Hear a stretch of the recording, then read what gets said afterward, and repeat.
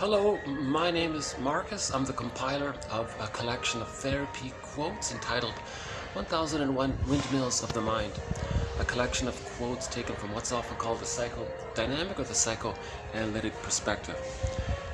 You may see me looking around because I'm still trying to get used to doing these videos in public, and I might even have to move a few times.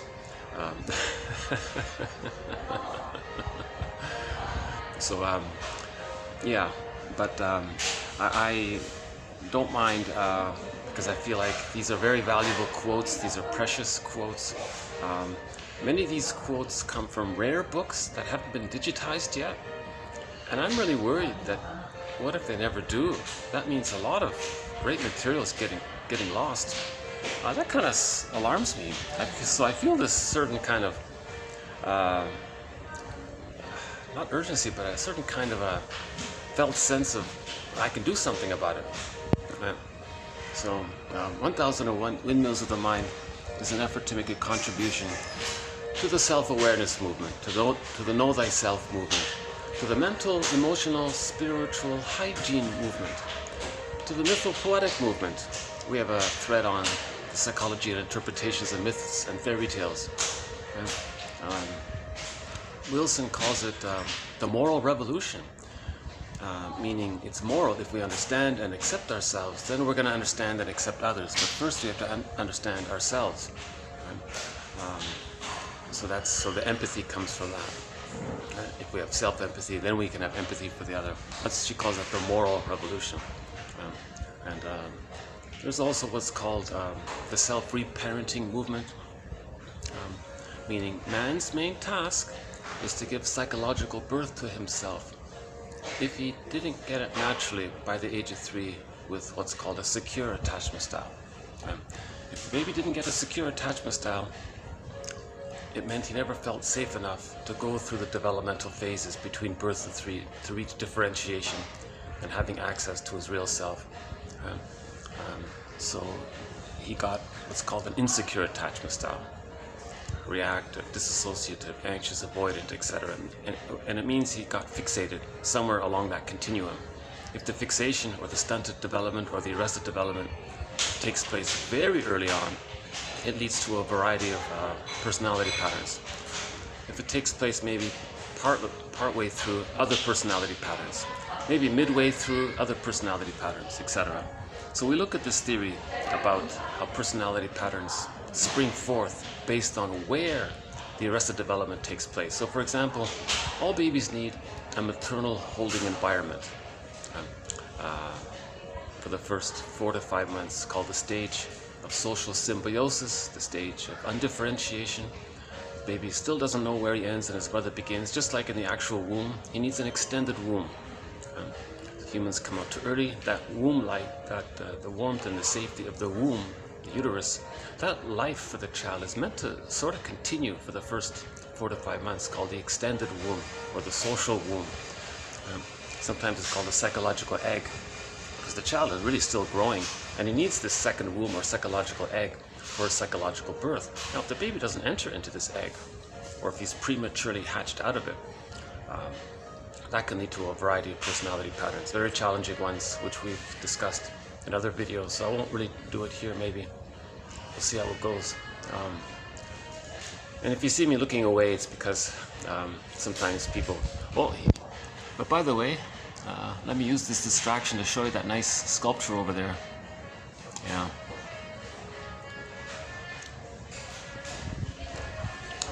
I appreciate this venue and the staff and the management allowing me to quietly make my videos here during the downtime.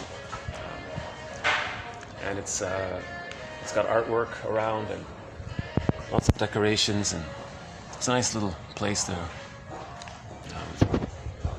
Yeah, I usually sit there, but there's some guests right behind there, so. Oh, looks like I have to move already. That was quicker than I thought. Okay. I thought I'd get at least an hour before I'd have to move. Okay, let's see what they say.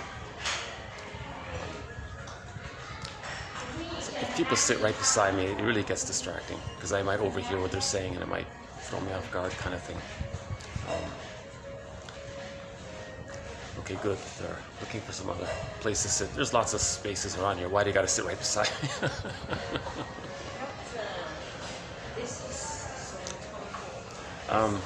Yeah, and because of all these distractions and interruptions, my videos are getting longer and longer. My past 5 videos are 3 hours in length.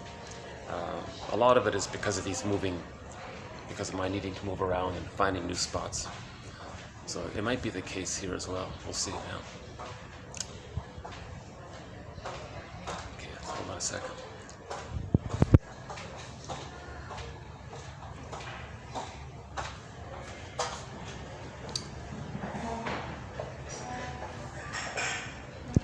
Especially when someone's kind of like not totally staring at me, but kind of looking at me for longer than longer than I thought they would or something.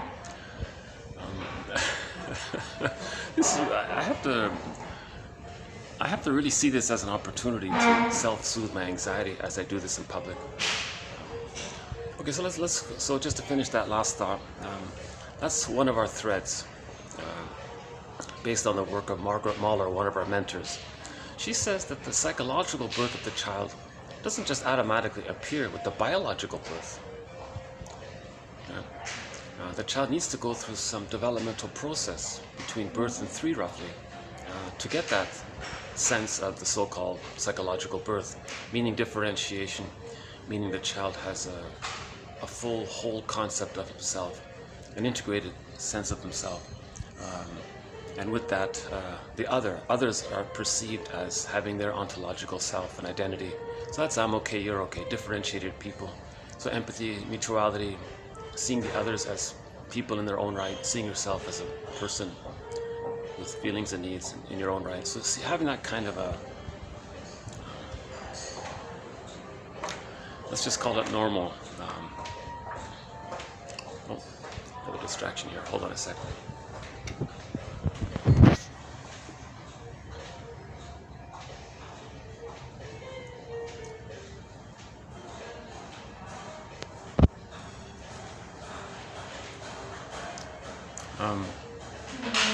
Yeah, where was I?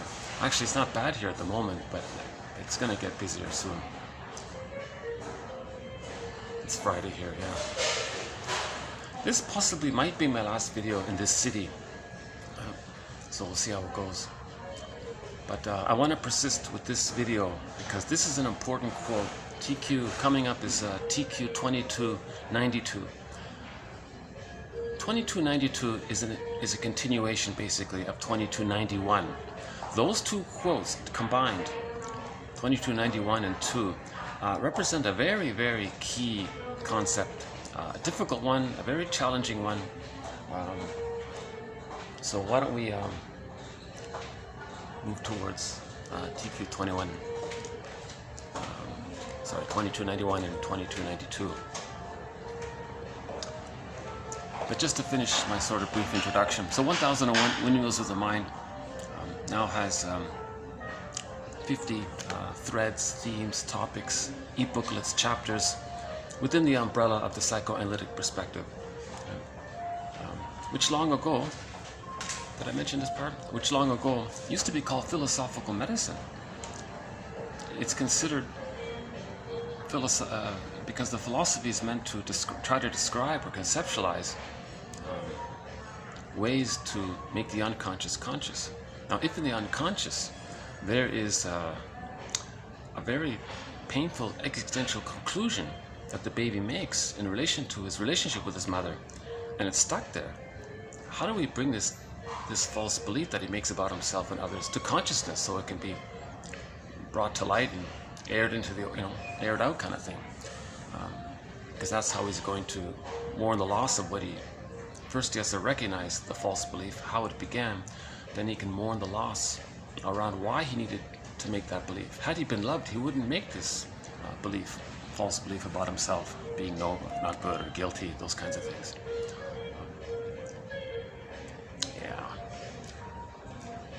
Yeah, I find it distracting when someone kind of just is right in front of me and they're so let's try this spot right beside me here. How are these? Hold on a sec. Let's see how these people doing? Are they still here? Yeah, okay. I think I can move to that chair right beside me. Hold on a sec. Okay, let's go over there to to the window seat.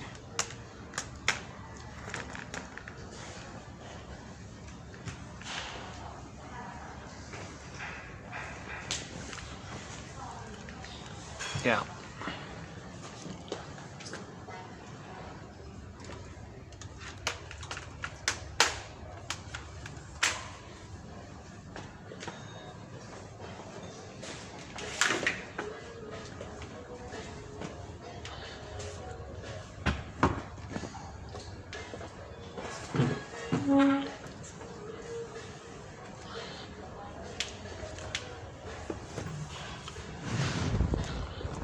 I was going to start here, but there was a couple right there, so but they're gone, I notice.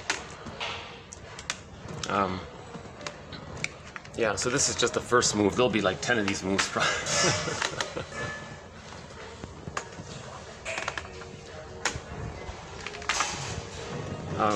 It's worth it. I think if you stick with this presentation, I think you'll find it worth it.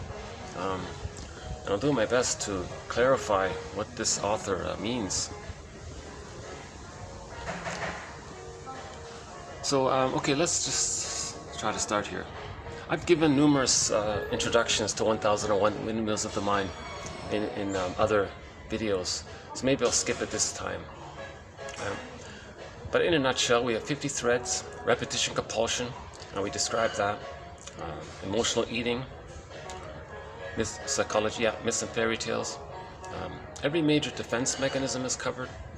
How projection is the means of bringing repressed material to consciousness. Negative magic gesture, and so on. We have a thread on self-help exercises. And actually, in the last video, we presented a new self-help exercise, and I'll redo it here as well. Based on these two quotes, 2291, presented in the last video, and 92, which we will do right now. So let's recap first 2291 as sort of the part one of this two-part series. So this author here, Morton, I think it's Keysen or something. He phrases something in an interesting way that might be helpful after all. When you first hear it, you kind of think it's too vague and you brush it off. But if you understand where he's coming from, it actually maybe is quite helpful. So it all begins with Fairbairn's theory about the moral defense. So the baby, we go by this. The theory is babies are innocent, okay? They're born with original faith, original trust, you know. So when they're born, they expect mother to be there. Many babies, they say, latch right away and start nursing. Just as they come out, hand it to the mother right away, cord stays, placenta stays, you know, and the baby starts nursing right away. Sometimes there's a little delay.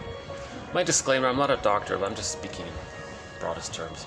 So the continuity of the womb life needs to continue from the uterus to the extended womb, called the maternal holding environment, where the mother's attuned, not only holding the baby safely, but there's skin-to-skin contact. Smells are there, because in the beginning, when the baby's born, the mother's body produces lots of oxytocin and other bonding hormones. That's meant to help the baby latch and recognize its mother, and it helps the mother feel that bond herself, and that kicks in or stimulates her maternaliness, her instinct, so to speak. It allows her to be able to read the baby's messages, because the symbiosis is there. That oneness is there, and the mother can hold that oneness for the child. So the mother's a symbiotic object for the baby. She's a self-object for the baby, and she's just there to meet the baby's needs. That's one way.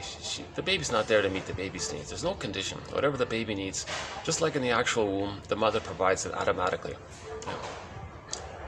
So the baby nurses when he or she needs to.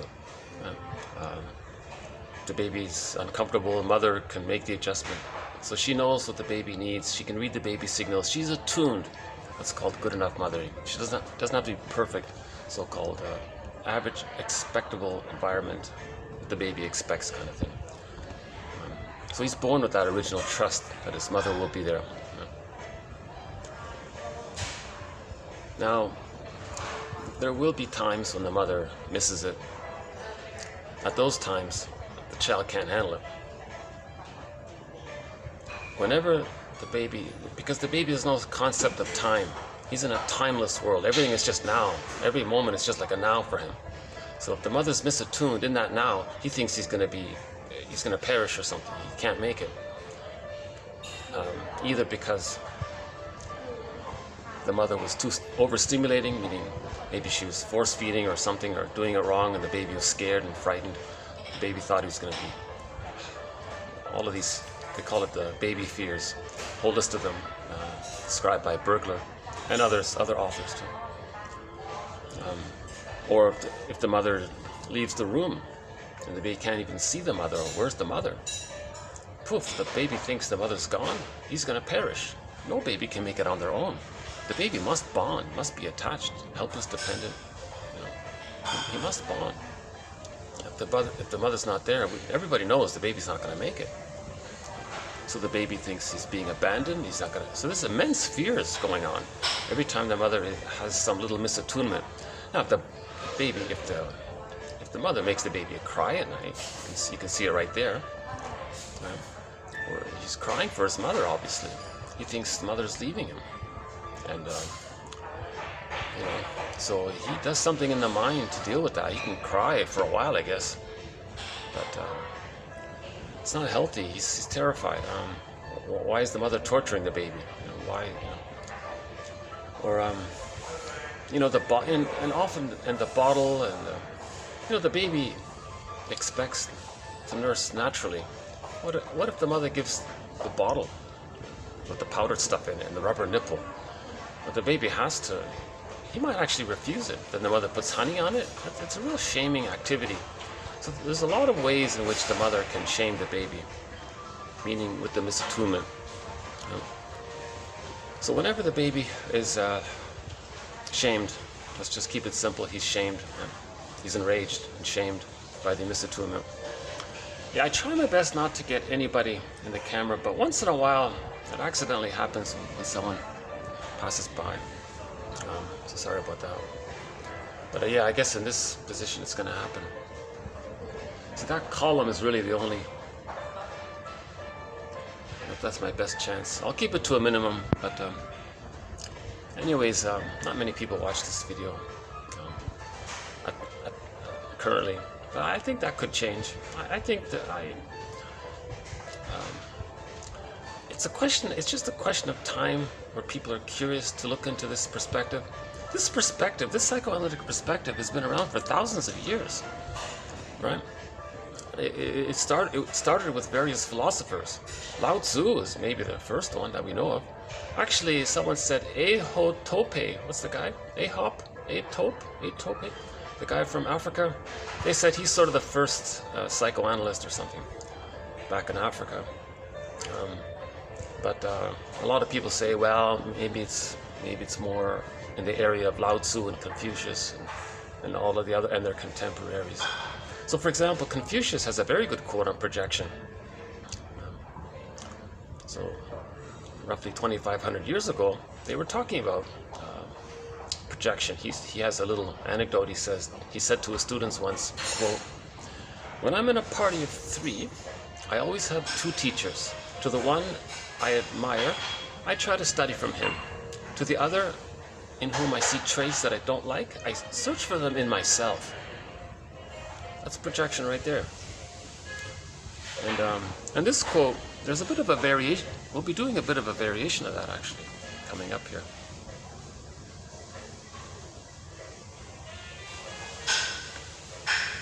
If my computer holds up, hopefully it's holding up. It's on its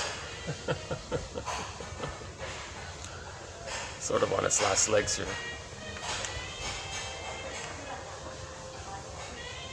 I want to see some of the artwork on the ceiling. Yeah, the ceiling is kind of nice here. This colorful artwork here. You know, these I'll talk about these paintings maybe later on. But for a brief moment, I more or less have the place to myself. Okay, and when someone passes by me on the window side, like when someone passes by me here, I kind of get distracted. Oh, there's another one here. Hold on a second. Yeah, they say having a little bit of humor for your situation is sort of provides a little bit of some rubber on your tires for the road or something. Help buffer some of that.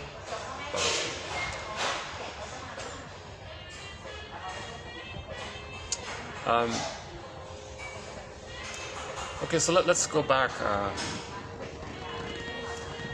So when the baby's needs don't get met, he feels rage and shame. What existential beliefs or imaginings, what takes place in his mind? Put it that way. What goes on in his inner world? Okay, so psychoanalysis is the study of the internalization of interpersonal relationships. So when the child has an interpersonal relationship with his mother, how does he internalize that? What kind of blueprint or script or schema or CCRT or working model, what does he do inside? Well, the theory is, number one, the baby must perceive the mother as good enough. Good enough for the child to feel safe. Now if the mother is shaming, in that moment, he can't handle the truth that the mother's shaming him. Because he sees the mother primarily on the pain of not getting his needs met, number one. But number two, the projection of his feelings and needs onto the mother. Now he creates an imago of his mother. So when the mother is shaming,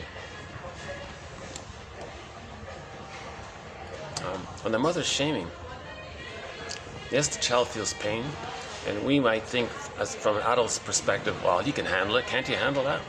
You got to have empathy for the baby. He's completely helpless. He's still developing. He needs love to grow. He hasn't grown, right? He's still in that early sensitive time. So let's just say that he does feel some pain.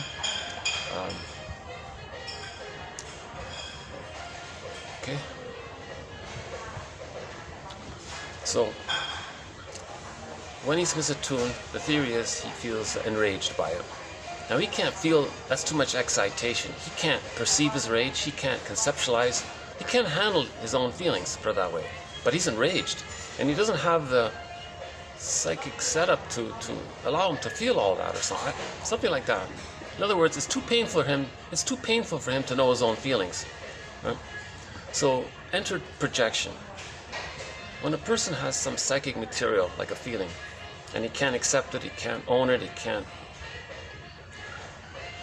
be aware of it, there's a mechanism called projection where he attributes or believes or makes up or sees or however it works. One author says, well, it's selective attention outward and selective disattention inward. So whatever trick of the mind he does, called projection, he ends up thinking that the mother, the breast mother, is enraged. Then he says, oh, I'm not enraged, the breast mother's enraged. And we see this in our lives. Sometimes you accuse people of something and you're talking about yourself. It's the mirror defense, right? So you say he this, they that, this, and this, that, and you're very emotional about it, and it's a lot of strong feeling around it. That's actually a mirror to know what you're denying within yourself, that you feel those things. Right? So projection is sometimes called a mirror defense. Blaming others or accusing others of what you can't accept about yourself, it helps you to not be aware of what's within. Now, it's outward. That's kind of like a mirror. And the theory is it's meant for you to look in the mirror to see what's within. It's called a mirror defense. Or projection is the means of bringing repressed material to consciousness. Now, the baby can't bring his repressed, denied, disassociated, disavowed, projected material to consciousness. The baby can't analyze himself and say, oh, wait a minute, is this realistic? Is my mother enraged? She doesn't seem enraged, but he's just got to think it, so he can't feel it himself. That's the theory, all hypotheses. Now now the mother's this grand, important giantess in the nursery from the baby's perspective. Helpless, tiny mother is very big and important for the baby. It's like a giant from the baby's point of view. Imagine King Kong stomping around your neighborhood. It's like a giant for the baby, something like that. Have empathy for the baby here. Now, what if King Kong is enraged? You know, that's one thing. So the baby thinks that that his mother's an enraging monster. Whoa, that's pretty scary. Now let's add insult to injury for the baby. The baby has an original wish to not only take in the maternal holding environment and the warmth and the milk and the safety and the warm interaction with the mother. He needs to take in what's called the holding interjector, meaning the baby needs to take in a cycle with the mother that becomes neural networks in his brain. The cycle is that whenever the baby's distressed, the mother can metaphorically metabolize it, understand it, accept it, and respond with love. That interaction, okay, that's the original projective identification. The baby projects his anger onto the mother. The mother is seen as enraged. The mother senses this, understands it, and responds with love. So that's like the baby sends out his distress. Mother gets it. Mother responds with love. So there's a complete cycle there. And this gets laid down in the child's brain in the form of neural networks. So this is key here because this is the time when the baby's neural networks are being laid down. So the baby needs to take in or internalize or introject or have within him this neural networking. Not only the warmth that allows it, mother's attuned. This positive experience, the child has to incorporate it, to take it in, however we describe it. So his wish to take in mother, so to speak, is an abbreviation. He can't even accept his wish. Now, just like anger, how anger got disavowed and disowned and then projected, his wish to take in is disavowed and disowned and disassociated, and then it's projected. Now, he projects his wish to take in onto this enraged monster. Now he says that his mother is a devouring monster that wants to eat him. Like, whoa! That's the theory about primary process thinking. It's a different world in the bag, in the unconscious world. Again, we live in two worlds, our interpersonal, realistic world out there, and we live like a conscious relating. That's our environment, right? That's the real world. But we also live in this imaginal fairy tale, mythological world in our unconscious brain.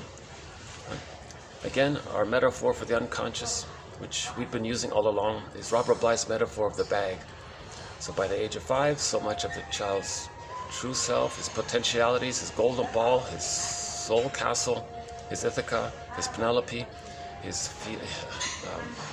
the developmental path to a psychological birth, the ability to differentiate, all of those capacities of the real self, to know his interest and to be able to mourn, his ability to mourn losses, all of so much important qualities and capabilities get put into this bag. So much of what's meant to belong to the person is disowned, and it gets put into this unconscious bag. Now this is like a long bag we drag behind us. And Robert Bly says, we spend the rest of our lives trying to get back in what we put in. And it's a lifelong journey to re-own and reintegrate and resynthesize what we lost here. Okay, little babies. It's a little baby looking at me from a crib.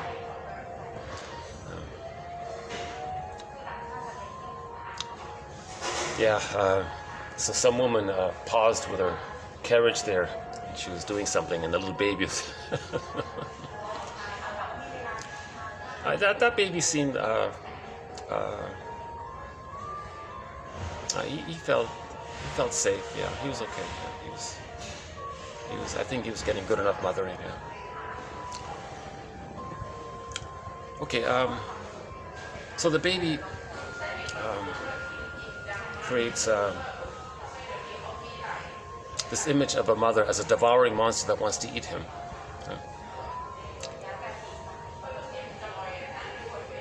So back to this unconscious bag that we drag behind us, the shadow self, the secret self. Sometimes we call it the unconscious self. It's us, right? It's the double. In literature, it's the motif of the double, the second self, secret self, unconscious self. It's Darrow calls it the skeleton. And his story is, you want to welcome the skeleton, or this double self. So in other words, all of these disowned traits of our own, imagine it as a person, like your alter ego kind of thing. Imagine like there's another person in there. There's someone living my life and I know nothing about him. This person, it's you. There's someone who walks with me, who's not me, but who is me. Like, whoa, that's a good one, right? By Machado, thanks to Robert Bly's translation.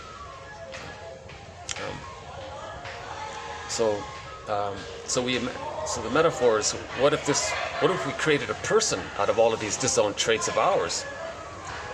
That's quite an imagining, right? That's in literature, it's the motif of the double. So whenever there's a story about someone facing another person who represents them, so I think everyone's got to read that little tiny booklet called The Double by Otto Rank. He mainly discusses the play and also the silent film, The Student of Prague. Not the film isn't great, but the play might be interesting. Anyways, the main idea is that in that play or in the movie, it's a sci-fi story, way back in the 20s or 30s. Huh? The main guy meets this other guy, not realizing that this other guy is a composite of everything about him that he doesn't know about. That's his double. That's his double self. Now the idea was, he's supposed to get to know this double self and accept his traits as a part of him. He's supposed to befriend this shadow. He's supposed to have a dialogue with himself, and then learn about himself, and then reintegrate, re-own. Okay, so this dialogue with the double is similar to what Darrow said. Darrow said it's the skeleton.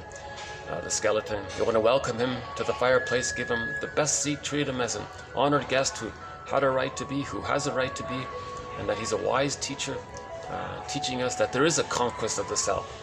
So in The Student of Prague, that guy met his double self. He never got it. He never understood that was him. This an imagining personification of all of his traits about him. It was a sci-fi story, a fantasy story. But the lesson was that he got into an argument. He disowned him. He got into an argument with him, and he hurt him. Now, when he hurt him, we saw him hurt.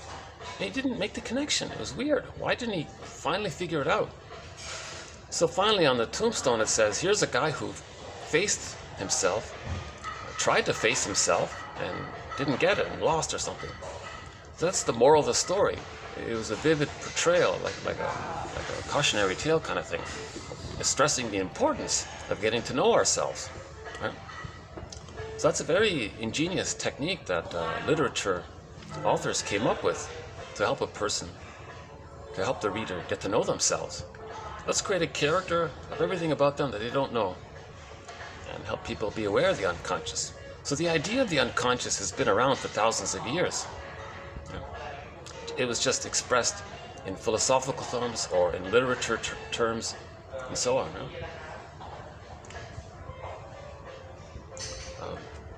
We have some examples in the collection about that.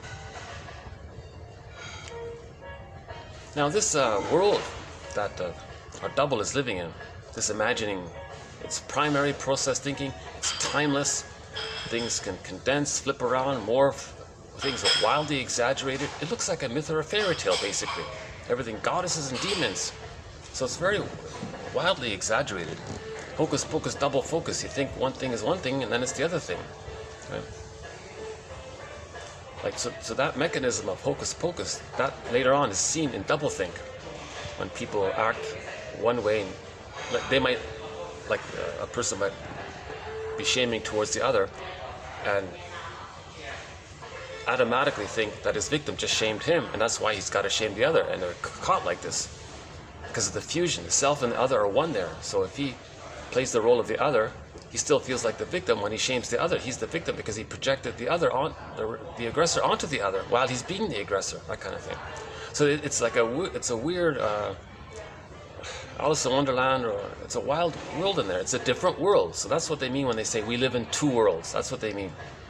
In that fantasy comedy called Two Worlds, it's okay.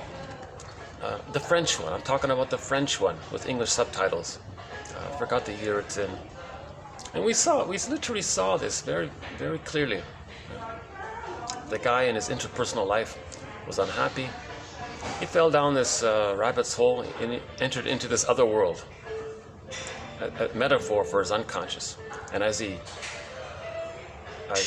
faced his unconscious world, his shame, his anger, his emotions, that's a metaphor for learning about ourselves. Then when he came back up, we saw the improvement. Right? So heal the inner, re-own what we disown. Okay, like that opera, Phantom of the Opera. The young lady went to the basement. There was that scary dude there, but she befriended him. And then when she came back, she could sing better. Right? So that motif is very common in myth. Right? So innocence. Okay, so again, in a myth or a fairy tale, every character represents aspects of ourselves, this inner world. It's like a dream world, a myth world, a fairy tale world. It all belongs to us. So when you read about a myth or a fairy tale, all the characters belong to us. So in the myth of Kor, Persephone, and Demeter, that myth there, that's all one mind. So myths and fairy tales are like dreams. They're true on the inside, not on the outside. It's this other world. They're true on the inner world, the psychic world, right? And we interpret them like one interprets a dream, kind of thing. So when Kor, meaning a person's innocence, when the mother shamed the baby, the earth opened up. So in the story, the earth opened up. A personification of shame, that hell guy with his chariot. The earth opened up and he yanked her down. That's shame. Now the woman's pure, innocent, loving, sensitive, kind, her decency, right, got abducted into the unconscious. That's in the bag. So core is in the bag. That means our golden ball's in the bag. In the Disney movie Inside Out, joy and sadness are in the bag. That movie Inside Out also shows this two worlds, right? When the character Riley in that movie was scared about the move, her feelings went in the bag, and all that she had in her conscious daily life was fear and anger. And there was a third character there, right? So that's the survival personality, the amygdala, hypervigilance, nothing else, just survival mentality, right? The amygdala, the old part of the brain. The more human, advanced part of the brain is down in the unconscious. We can't access it. So when Kor was abducted, that's a metaphor for when the mother's misattuned, our feelings get thrown into the bag. Okay. Now in the Phantom of the Opera, she kind of voluntarily goes down there, doesn't she? So there's that conscious dialogue. So back to Darrow's metaphor of the skeleton. You want to have a dialogue with the skeleton. And in the story, The Student of Prague, the guy didn't have that dialogue, and we saw what happened. So the skeleton metaphor is good. The Phantom of the Opera metaphor is good. Right? The story of Persephone, because now Kor and Persephone represent when we get back our lost feelings. The name of Kor becomes Persephone, means we feel our feelings. It's like Penelope in the Odyssey, we have our feelings. Right? Now the going back and forth between the underworld and the ground, that represents that dialogue that we have with the skeleton, or that the opera singer has with the phantom guy, the masked guy, the scary dude right in the basement. That's a reference to this motif, that when the mother's misattuned, the child's truth, the child's innocence, the truth, what he needs, his truth, his identity goes into the bag. The child's self goes into the bag. His sense of self gets abducted into the bag. His sense of self gets abducted. Okay, now with this sense of self, his golden ball, Penelope, Ithaca, all of these symbols go into the bag. All of what becomes later on expressed as symbols to describe what's in the bag. So to describe what's in the bag, we have all these metaphors and symbols. So myths and fairy tales, they're all metaphors for internal dynamics. Okay. So if the child is relating to a devouring monster that wants to eat him, that's in the bag. He can't accept that. His self being shamed by that, that's in the bag. So what self can he have? What possible self can he have? And who is he relating to? If him and his mother are in the bag, he's got to exist somehow. Well, if he takes refuge in the memory of when he was in the womb, when he was a little god, It's called infantile megalomania, the grandiose part self, the idealized self. He makes up some kind of ideal image of himself. Because he was special and important. He was like a little king, a little god in the womb. And maybe for a time afterwards, that existed as well. So he takes refuge in this idealized self of himself. Okay, now this is represented in the myth of Narcissus. Okay, when Narcissus looks in the pool of water, he sees a reflection of himself. Okay, one book title is called "The Object of My Affection is My Reflection." Means that's what he's chasing, that's his identity, and he's stuck there. So that's his identity. He thinks he's this little prince. It's this made-up image of the false belief that he was a little god, and he thinks that's his identity. Now the mother, he's got to make up a good other. Now to compensate, he's got to have a goddess-like mother to feed. Remember, the baby has to feel safe when he's just taking in milk even. He's got to survive, right? So the baby's a genius to figure out some kind of way to have some image of himself, even though it's fake, some image of his mother, even though it's fake, but he helps him to survive. All of this knowledge is in the bag there. So that mechanism is called the splitting defense. Okay, it's a defense mechanism. We cover most of the major defense mechanisms in 1001 Windmills of the Mind. Splitting is probably probably the number one mechanism to get. If you're only going to study one mechanism, I would say it's the splitting defense. So the baby creates two mothers. That's the splitting defense. The truth that she's the witch one, that's not his mother. He can't relate to that. It goes into some box in his psychic mind, in the brain somewhere, but the non-reporting brain they call it, or the inferring brain. It's the brain has information about us, but it can't reach us. So that's called the non-reporting brain. That's the unconscious, right? Now the brain does send information to our consciousness. That's normal, right? But the brain can't send everything when there's too much trauma. It's protecting us, keeping it in safe, it's protecting us actually. The unconscious is a defense mechanism.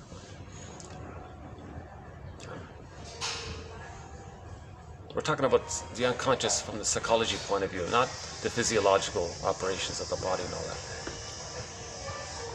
Okay, so the baby now creates two mothers. That's called splitting. That's a distortion. He can't see the mother as a person who's loving and frustrating. He can't hold the two sides. The child can only hold the two sides of the reality of his mother being one person if the love with the mother outweighs the frustration with the mother. Hold on a sec. Maybe.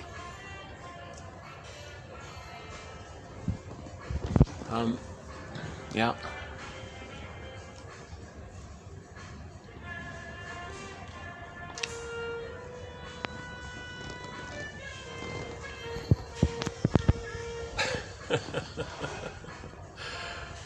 Am I going to look back at this video one day and realize, Marcus, why were you so...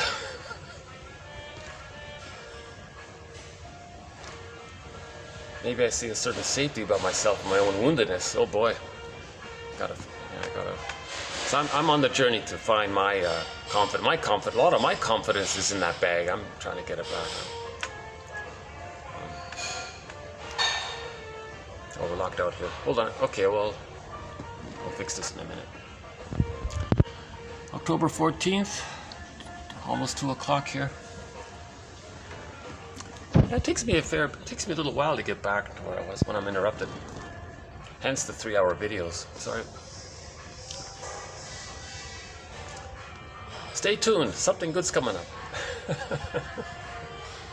Okay, so the splitting defense.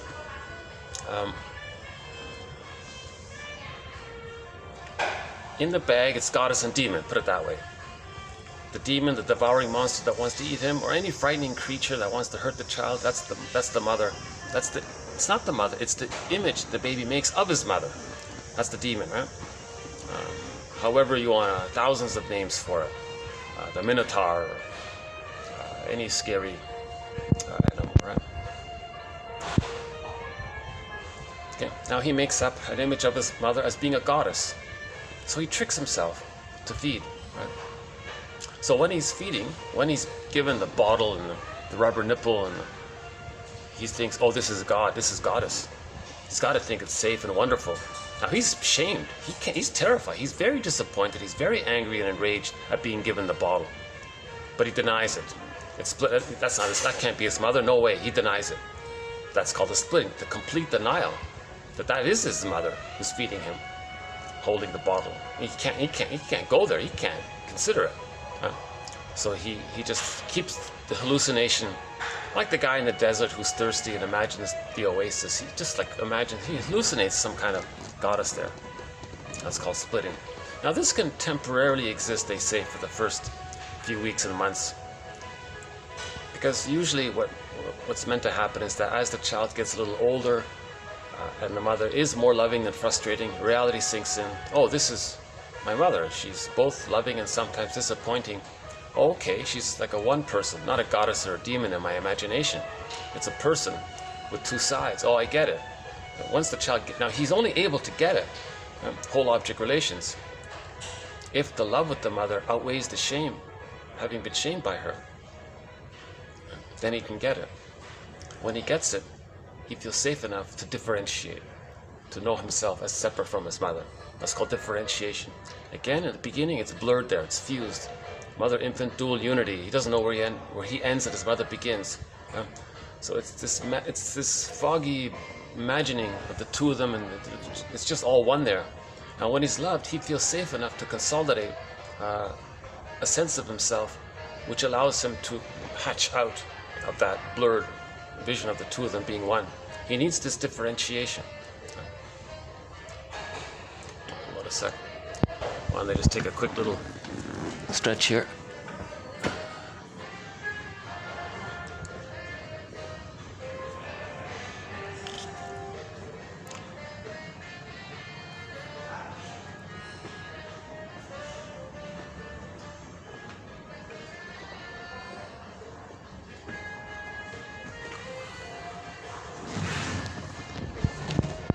Oh, I see some guests coming. One maybe. Okay. Oh, not bad. So, this has been slightly better than how it's been recently.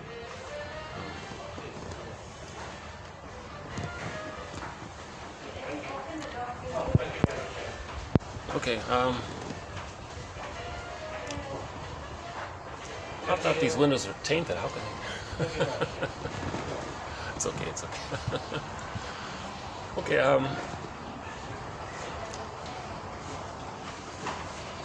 so where were we? Splitting defense. If the child is loved enough, he can bring the two sides of the mother together, see the mother as a person. That allows him to see himself as a person that's I'm okay, you're okay. He's a person in his own right. He's nature's greatest miracle. He's unique. The mother is a unique mother. Wow, that's his mom. That's a person. He's a person. She's a person. We're two people here. He gets it. The mother's not this thing that's just supposed to be in constant service of him. It's not this utilitarian, right? He doesn't see it in that way anymore. Now the baby does see it in that way. It's called part object relating. Baby doesn't see the mother as a full psychological human being. He just sees the mother as a part, like the breast mother, even the nipples, some people say. That's the right? Like in the womb, the baby just senses the cord and the placenta. That's a very utilitarian kind of thinking. And after birth, just a nipple, and then maybe the breast, and maybe a blurring of the breast and the mother. These kinds of. So it's not. He hasn't reached that kind of appreciation of the mother as being like himself, a person with an identity, a psychological self, an ontological self, an I. Has that. I am me. Virginia Satir's poem is called "I Am Me." Ogdendino's poem called "Nature's Greatest Miracle." The scroll marked number 4. I recommend that one there by the popular self-help author called Ogdendino. The scroll. Look up the scroll marked number 4 by Ogdendino. Nature's Greatest Miracle. Yeah. Parts of it are a little. Overall, the message is good overall, right? Especially the first part of it. So the child gets that sense that he's nature's greatest miracle, unique.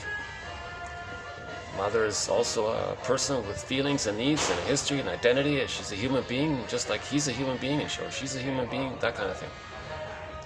So that's called differentiation. He's able to differentiate out when the love outweighs the shame. He can do it. If the shame outweighs the love, he can't do it because he's too terrified. He didn't get the love to differentiate. The baby needs mother's love to leave her. He didn't get it, so he can't leave her. That's the issue. So he's shamed, that means he didn't get the love. Now if he's shamed, he can't exit out of the symbiosis with her. So now he's trapped in he's ensnared in the tarpit of a negative symbiosis with this devouring monster that wants to eat him. You see, now this is very pronounced early on. The child can identify with that. So he'll end up with the bully pattern, the hostile aggressiveness, vindictiveness. Karen Horney calls it the aggressive vindictiveness pattern, the hostile provocative style, the bully pattern. There are the closeted version of it, the Iago pattern. The lower functioning BPD can be there. So why is that partly explains the bully pattern, because they didn't get the bully patterns. They didn't enter into the egg. Right? They didn't really bond with the mother, so they're always, that's a trauma, repetition compulsion. To master that trauma, to undo it, they're going to look in the present for a symbolic mother. But who can that be? No one can be the breast mother for a person. It's a one-way. It's past that time. No one can do it. No lackey can be the breast. No person can take a lackey back in a time machine, morph to the original babyhood situation, change it, hop back in the time machine, come back. It's unrealistic, huh? But it's a mirror. The bully pattern, actually all patterns, all dysfunctional patterns are mirrors to know that there's trauma, that there's a fixation somewhere. Right? That's this drive for healing, to create these mirrors for us to see what our childhood was like. This is our inferring mind talking to us. So our inferring mind, or the unconscious mind, or the skeleton, or the phantom of the opera is talking to us by getting us to observe our dysfunctional behavior as a symptom of trauma. Repetition compulsion and trauma are synonymous, Russell says. Paul Libby Russell. Very good quote, 2119. Check out that one as a start. Uh-oh. I hope these... No? Good. Okay, they just they chose another.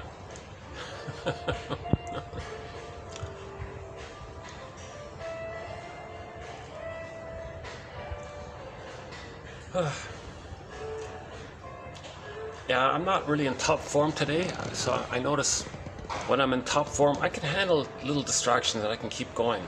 It's a sign for me that I'm not in top form if I'm really too sensitive about things.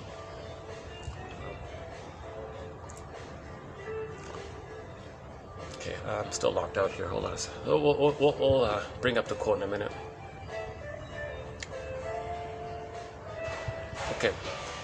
Now, during this time that the baby uses the splitting defense, okay, the mother must be seen as all good, the goddess.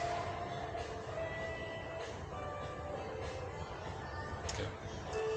Now, the truth is, in his unconscious, he was shamed. Right? It's in the bag. It's the hungry, enraged, empty part self, the shame self, the despised self. Now, he may project that onto others and say it belongs to others, but that doesn't work. You can't do that. It still belongs to you. Whatever things you say about others, it still belongs to you. The source is still there. Right? Just because you fantasize it belongs to someone else doesn't mean you magically were never shamed as a baby when you shame others. Cynicism doesn't heal your inner child. It doesn't work. Right?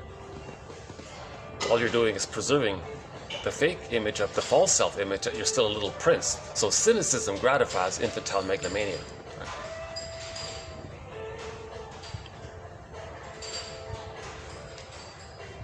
Okay. So remember, the person does operate with a false self, but his true self is the shame self. So for a while, right at birth, or shortly after or whatever, in particular if there's birth, oh, they're back.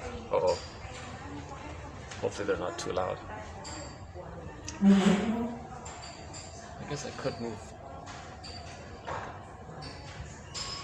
Well, let's see how it goes. Let's see if I can handle it. If they start cackling and all that, I'll have to...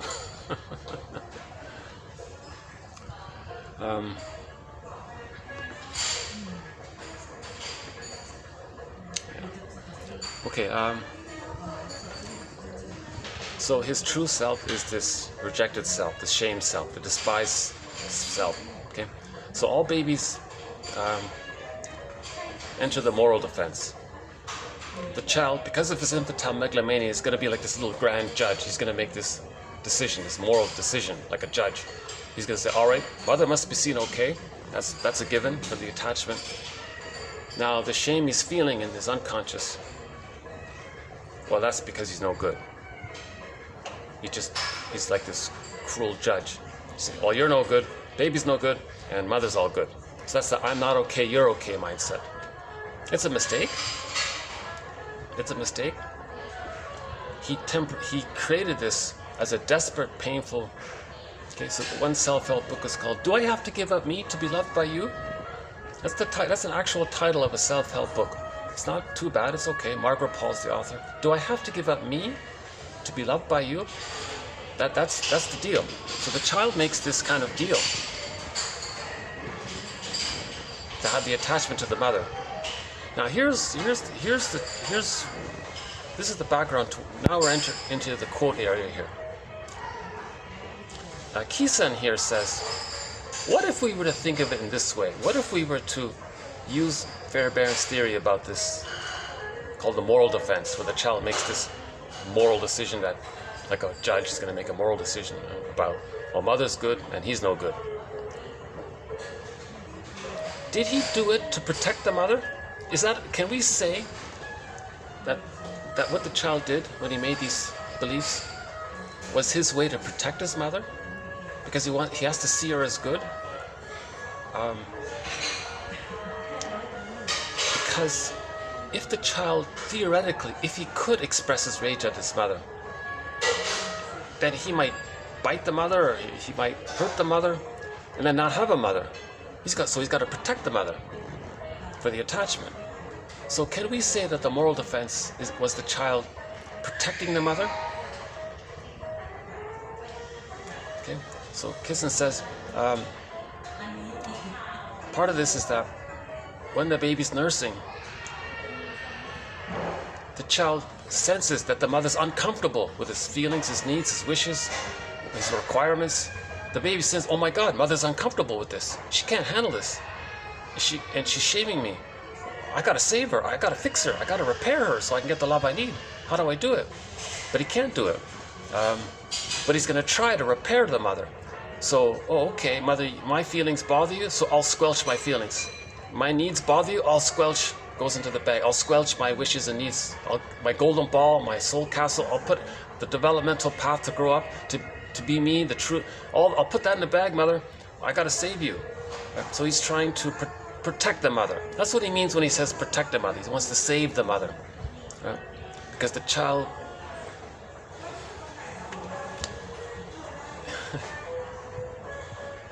There's a little bit of an imagining that needs to take place with this. So I'm not sure of the words for it.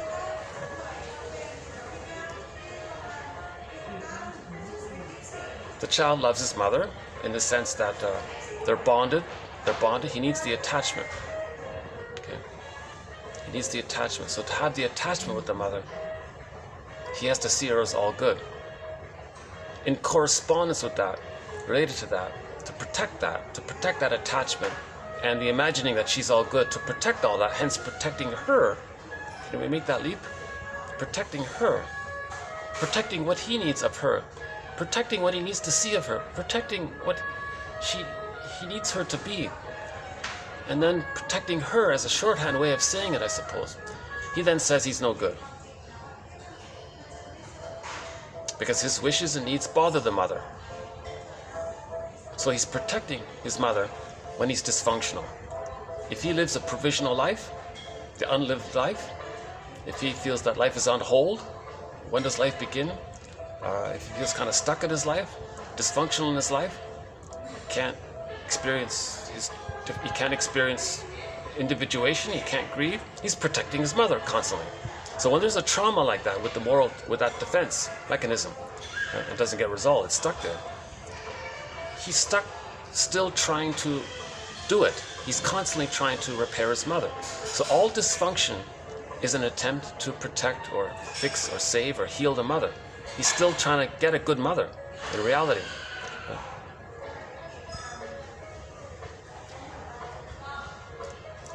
Okay, let's do the quote, because I think maybe if I read the quote, I'll come back to it and try it again, because I don't think I really got it across. So we all, traditionally the shrinks say that, hold on a second.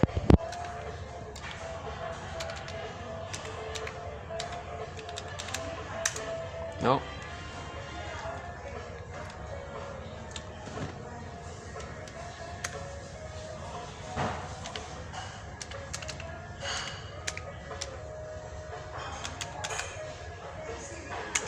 Okay, we're back. Here we go.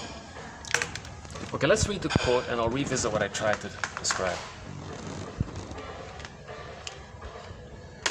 All dysfunctional behavior is an attempt to protect the mother. We're still trying to protect the mother because we're still trying to master the trauma that we needed to sacrifice ourselves for the attachment.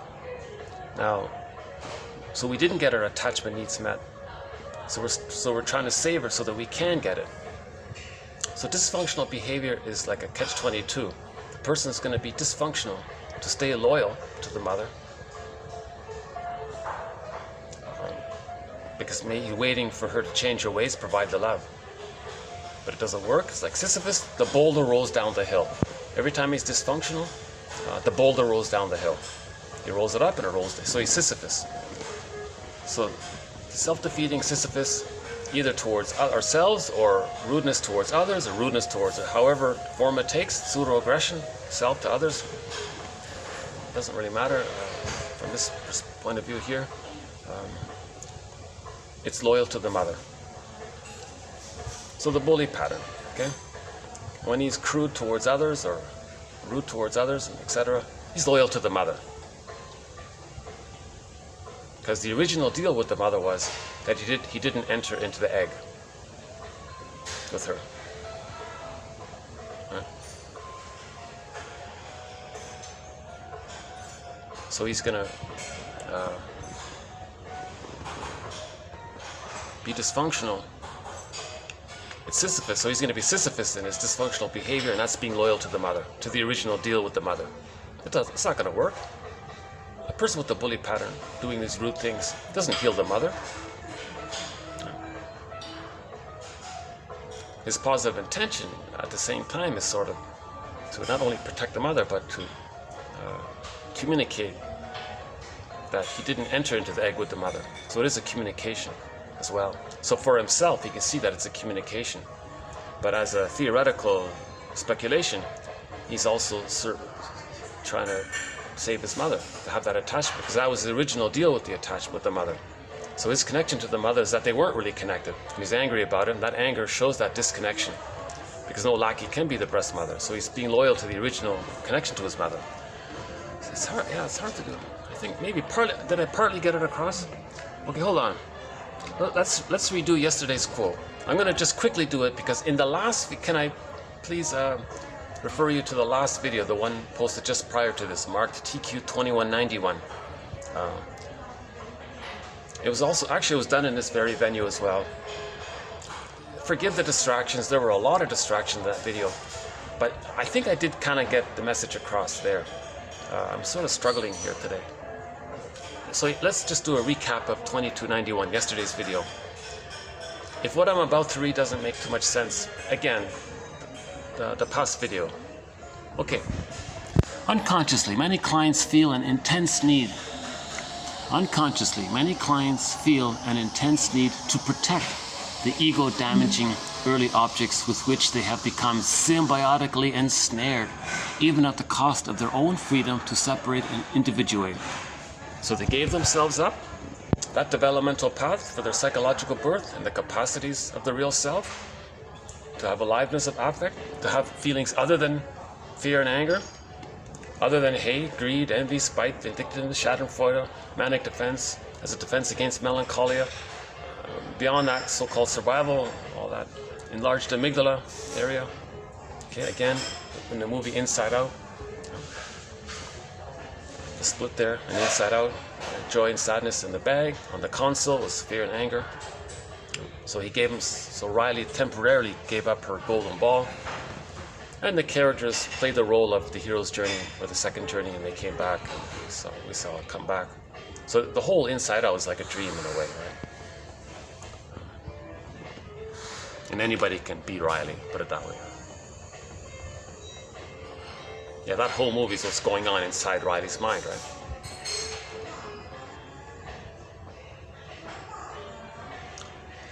Okay.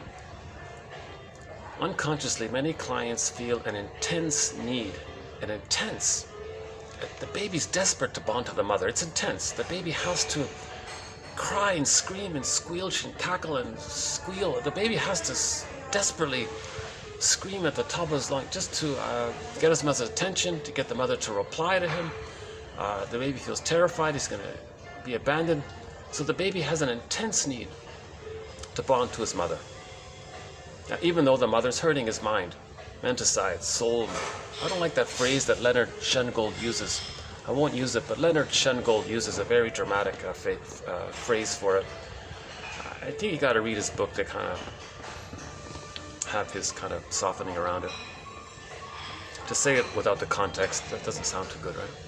But the closest approximation to what he said is menticide. The mother, ego damaging. The mother is damaging the child's mind. Right? The child's mind is being fragmented. The child's mind is being, his potential to accept his feelings, that's damaged. His ability to make links, that's damaged. The child's mind is very damaged. Yes, he can do his cognitive abilities may still be there. Like, so he can still function, like he can still do math and all that. We're not talking about that. We're talking about the mind needed to know himself. The mind needed to hold his heart, his feelings, have empathy and love and differentiation, to know his genuine interests, to feel I'm okay, you're okay, to be able to make I statements with their partner. Then the marriage becomes like fine wine. To have that ability, to have a happy marriage, that gets lost, right? Because the ego's damaged. So again, the term ego in the psychoanalytic model it means your consciousness. It's like your mind, really, right? Ego. You want to develop your ego, your consciousness. You want to strengthen, repair, build the ego, right? So then you get your feelings back as you do so. If the ego's too damaged, the feelings don't feel safe to come back. It's like your inner child is still hiding in the closet. It doesn't feel safe to come out to bond to the parent, that kind of thing. Or the wounded soul animal deep in the forest, in the cavern, down a hole, is afraid to come out to connect to the person. So many clients feel a great need to protect the ego-damaging early objects.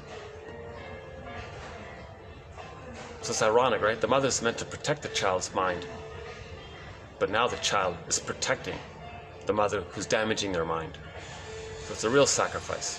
That's why Leonard Shengold used that phrase. That's why Leonard Shengold uses that phrase, soul, fill in the blank. I don't like to use that phrase.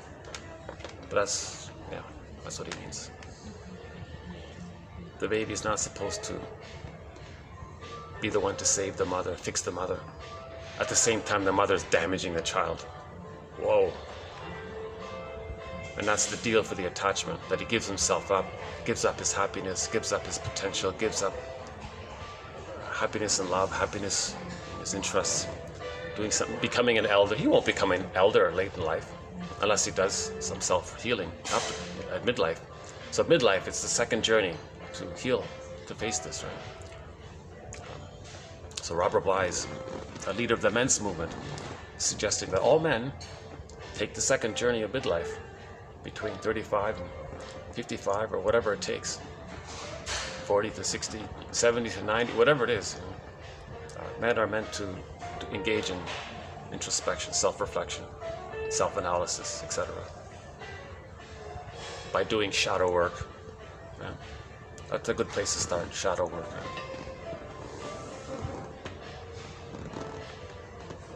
Okay, shadow work. So you look in the shadow, you look in the unconscious, and you work, you try to bring it back in, right?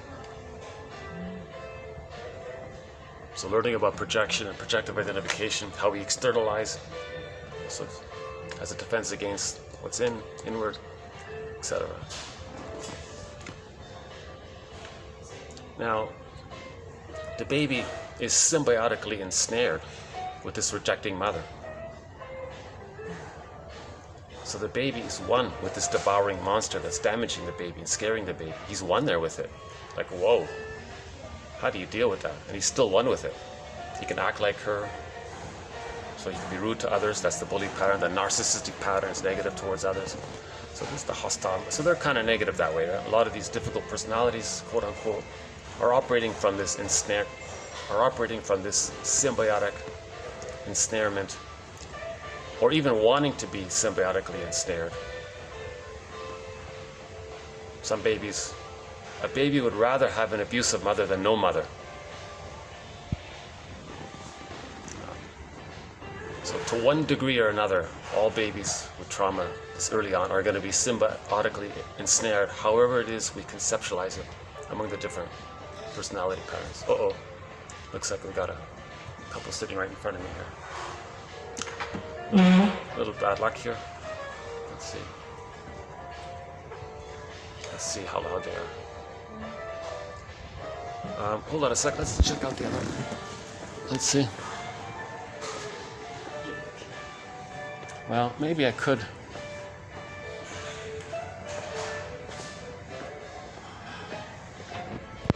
I guess I can go here for a little while. Yeah. Okay. So let's continue here for a little bit. Hold on a second.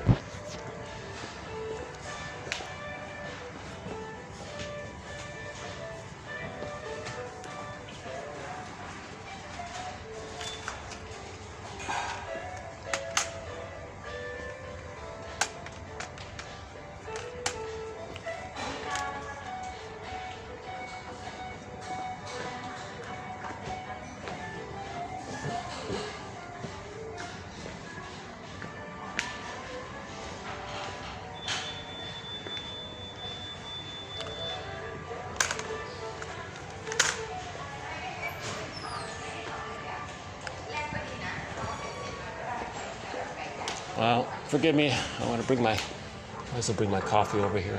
Okay. Nice coffee. Okay.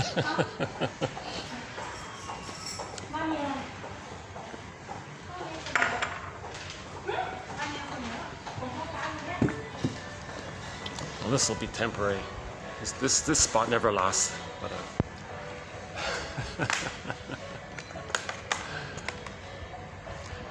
I don't know why the image of a pinball machine just came to mind. Like I feel like I'm bouncing around. Okay, hold on a second. Okay, yeah, this is starting to resemble yesterday. All these moves.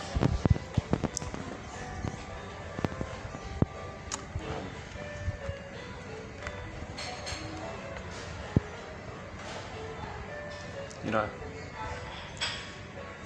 a little later on, I might be able to move to the upstairs venue. Actually, there's another option. Yeah, so that's okay. We'll get this video done. I have two more backup. I have a backup locations to go to.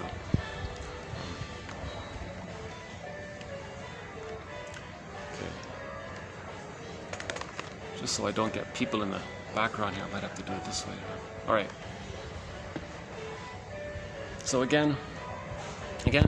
Unconsciously, many clients feel an intense need to protect the ego-damaging early objects with which they have become symbiotically ensnared. Okay, so they're stuck, they're trapped in the tar pit of a negative symbiosis with the mother. Okay. They can't leave her, they can't differentiate. The child can only differentiate if he's loved. If he's not loved, he clings to her, even becomes like her, even he's one with her, and he even can be her. Feel like the victim and be aggressive like her. Hocus pocus, double focus comes from there. All this double think and double talk and double speak comes from this symbiotic ensnarement within. The concept of the self is blurred with the concept of this frightening other. And that's why it's repressed, because it's so painful to have that. So it's in the unconscious. Right? So, but the baby has an intense need for that, even if it's so painful. What do you choose? What does the baby choose? An abusive mother or no mother? The abusive mother means he has to sacrifice his true self. You know, he has to sacrifice his happiness, possibly for his whole life. He has to put his life on hold, live a provisional life, his whole life. Okay, hold on a sec. Let's let these people pass here. Okay. Now, if the person were to separate and individuate, if the person were to be themselves, be true to themselves, then that means they would provoke unconscious feelings of disloyalty. Right? That's the Furies. Unconscious feelings of disloyalty and intense anxiety. You can't feel the Furies. The screen painting by Edward Munch. Again, unconsciously, many clients feel an intense need to protect the ego-damaging early objects with which they have become symbiotically ensnared, even at the cost of their own freedom to separate and individuate, or by doing so provokes unconscious feelings of disloyalty and intense anxiety.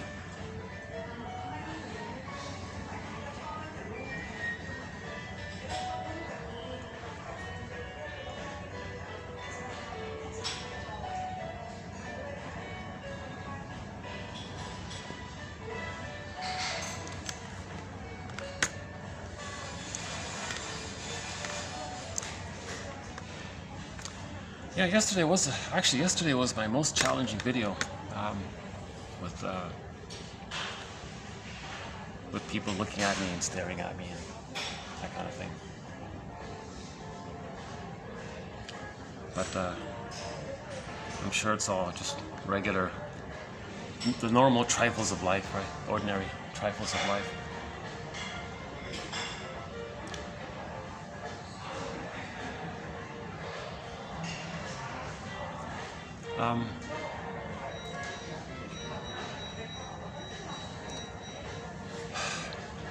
So, to heal from a dysfunctional,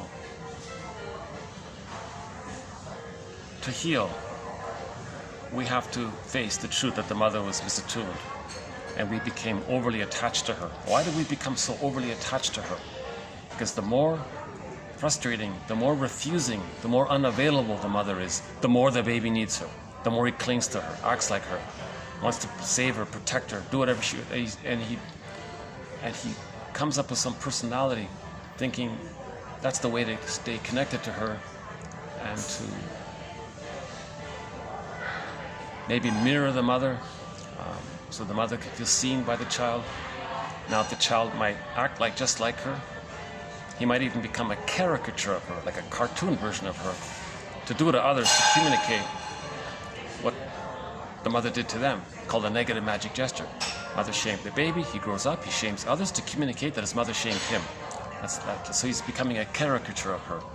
And at the same time, he's expressing his anger at her because he's trying to show her up by doing that. And so he's right? So while at the same time he's staying connected to her, and being just like her, that's how he's being loyal to her, meaning helping her, fixing her, saving her, protecting her. That's what I think what he sort of means by that.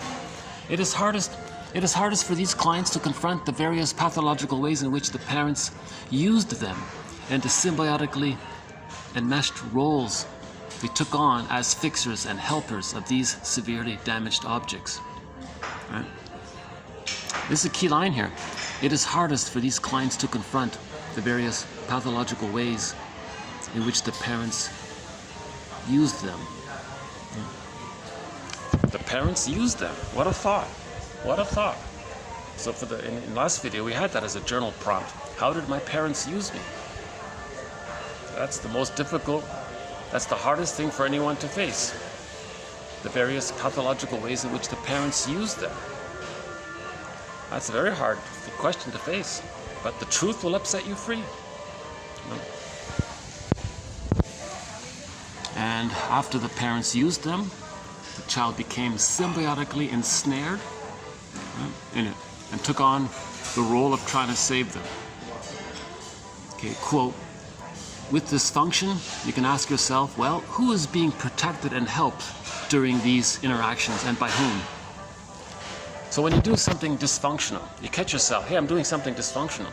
Well, who is being protected by this? All right? Immediately, you might get that thought. Am I really protected? Am I still trying to... See how powerful the unconscious is?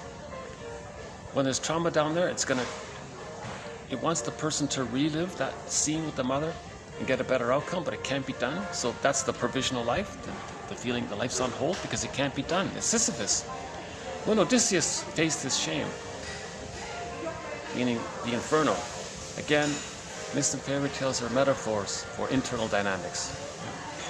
So that inferno, the hell scene, that just means facing shame. Shame is this burning, biting feeling. That's the hell scene. So the hell scene is a symbol for the emotion of shame. So when Odysseus felt some of this shame, then he realized that mother was in there. His mother, Jocasta, was in there. His mother, who used the Jocasta style of mothering, as explained in the last video. We went into some detail around that, around the Jocasta style of mothering. So the mother who's shaming the child, she's using the Jocasta style of mothering because she's using a child to comfort her, to make her as a teddy bear for her. The mother's parentifying the child. The mother's using the child to express what she can't know about herself. And then she feels a little relief by it. The mother wants the child to be forever dependent on her. Then she always feels important and needed. These kinds of things, etc.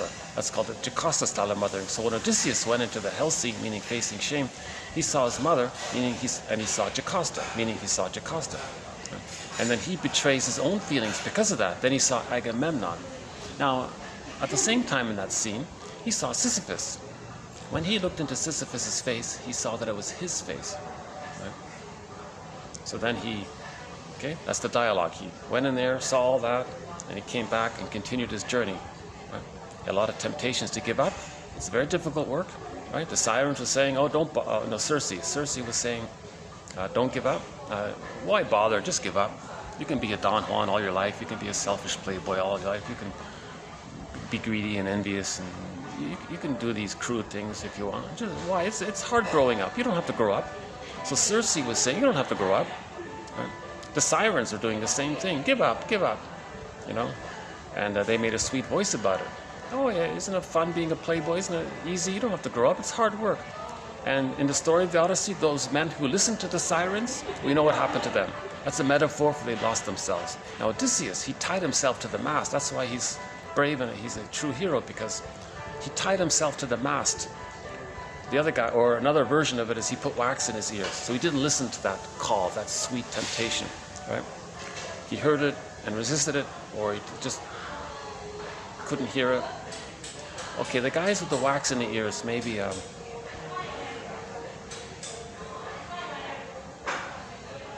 it's an advancement. Maybe that image represents a development. Maybe first he had to restrain himself from the temptation, and later on he just didn't care anymore. He didn't hear it. So he kept going on his boat. So he passed by the sirens. And we have that. We showed that. I'll do it. Do I see it now? That stamp with the sirens. I've showed it several times already. There's a great stamp of Odysseus tying himself to the mast, trying to resist the voices of the sirens. Again, the voices of the sirens, that's the memory, that's a representation of how nice it would be to not face the pain of growing up. That's all it is. It's a temptation. It's a sweet temptation. But he pays a huge price at it. He never grows up. Right? So so a lot of the baby boomers are considered,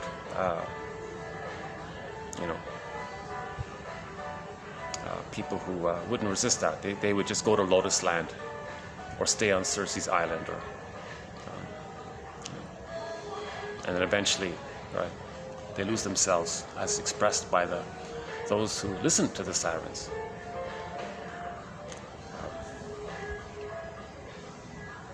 A lot of people say that the boomers don't grow up, the puers, right, can't grow up.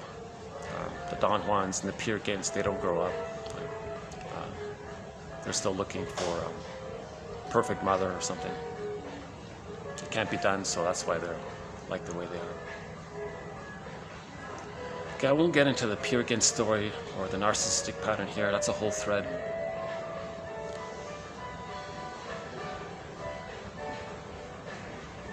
So the key point is here, dysfunction is protecting the parent. And the question is, why would we still protect the parent? It relates to what we learned in childhood, the existential conclusion we made about ourselves, and it's in the bag and we don't know it. Now, that's a false belief. We're allowed to be ourselves. We're allowed to have our golden ball. We're allowed to feel some joy and happiness in life and all, right? Some satisfaction, that kind of thing. But a lot of people think to do so would betray the mother. The child gave what the mother wanted. If the child didn't, the mother might face her fears, and then the child wouldn't have the mother. If the child sensed that the mother believed that if the child didn't do what he did, that it triggered the mother's memory of how she wouldn't make it, then he would have no mother. So he's got to save the mother so he can exist, kind of thing, right? Okay, the psychological roots of excessive forms of caring and concern for the object. Okay, a parent may convey the need for protection against naturally occurring feelings, needs, and motivational states in their infant.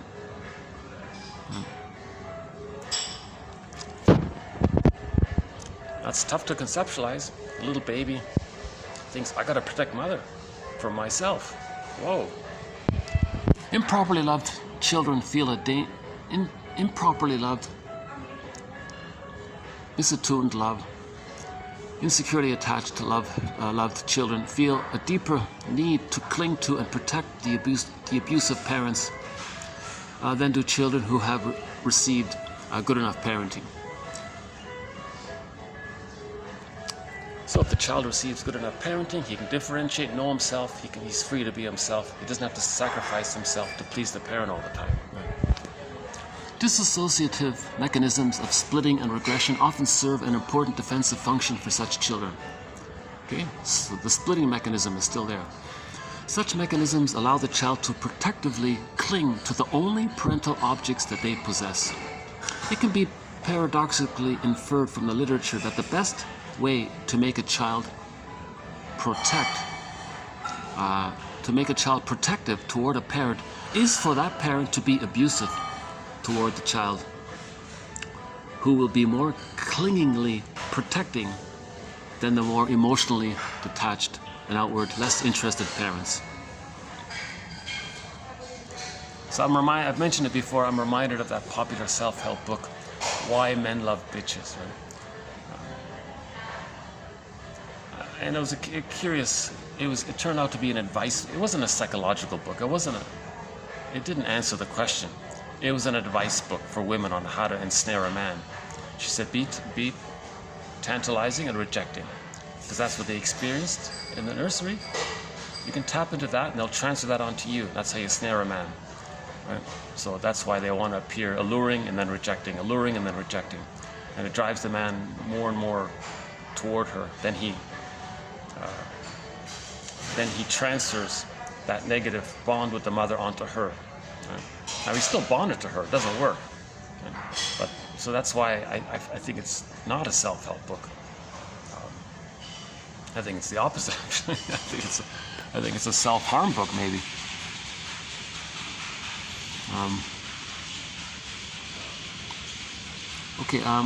Yeah.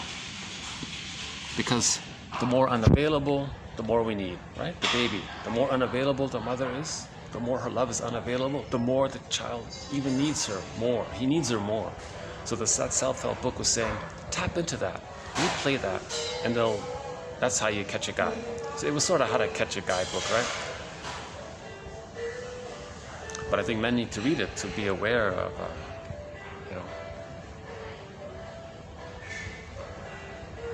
I think both men and women should talk about that book and why it's harmful.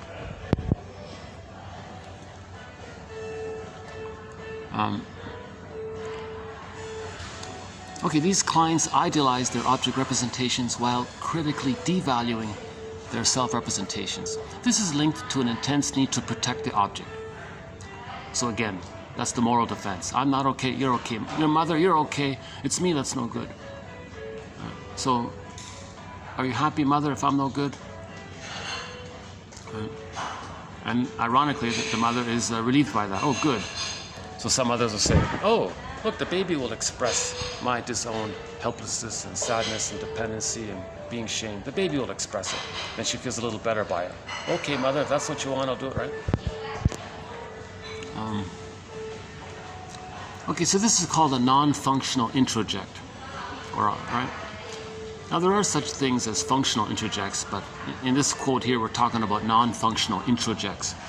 Therapeutic work with clients makes it clear that there is often a stubborn loyalty to dysfunctional character traits or personality traits, which essentially are introjects that need to be protected against the perceived dangers of healing and the resumption of emotional maturation. So in other words, the Don Juan says, by not growing up, by being a playboy or whatever, I'm protecting my mother. That's what he means. For example, there is an exaggerated protectiveness toward the introject, which can be seen in many clients who stubbornly cling to painful, unpleasant, or dysfunctional modalities of interaction and behavior. So there's the stubbornness. The intense need to bond to the mother. The stubbornness comes from that. We're clinging there. Many clients put their lives on hold, unconsciously remaining highly loyal to early, unrewarding, and highly deficient objects. The more adequate and competent parental objects, the more adequate and competent parental objects inspire far less irrational forms of protectiveness and loyalty. They encourage separation, individuation. The false self in many ways emanates out of an unconsciously felt need to protect the vulnerable parental object against aspects of the self.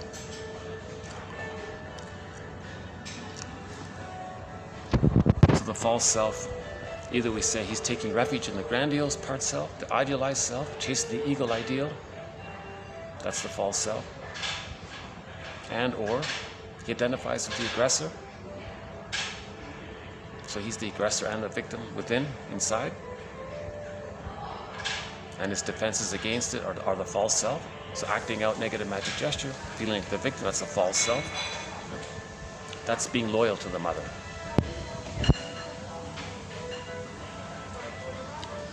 Okay, negative therapeutic reactions may occur as a result of loyalty or disloyalty reactions. So you heard, his point was, let's say a person is trying to get better, and suddenly there's a setback. It means they didn't face this issue of the symbiotic ensnarement. He didn't forgive the mother and differentiate. In order for therapy to work, the person has to forgive the mother, be angry at the mother, mourn the loss of what they needed, understand the mother's situation. It's not her fault. It's not her fault. She may be a victim of the plunder system. She's stuck in intergenerational trauma. It's not her fault. You got to kind of get there. There's sadness about it, because the truth is you didn't get the love you thought you had. You didn't get the ideal mother you thought you should have had, and so on.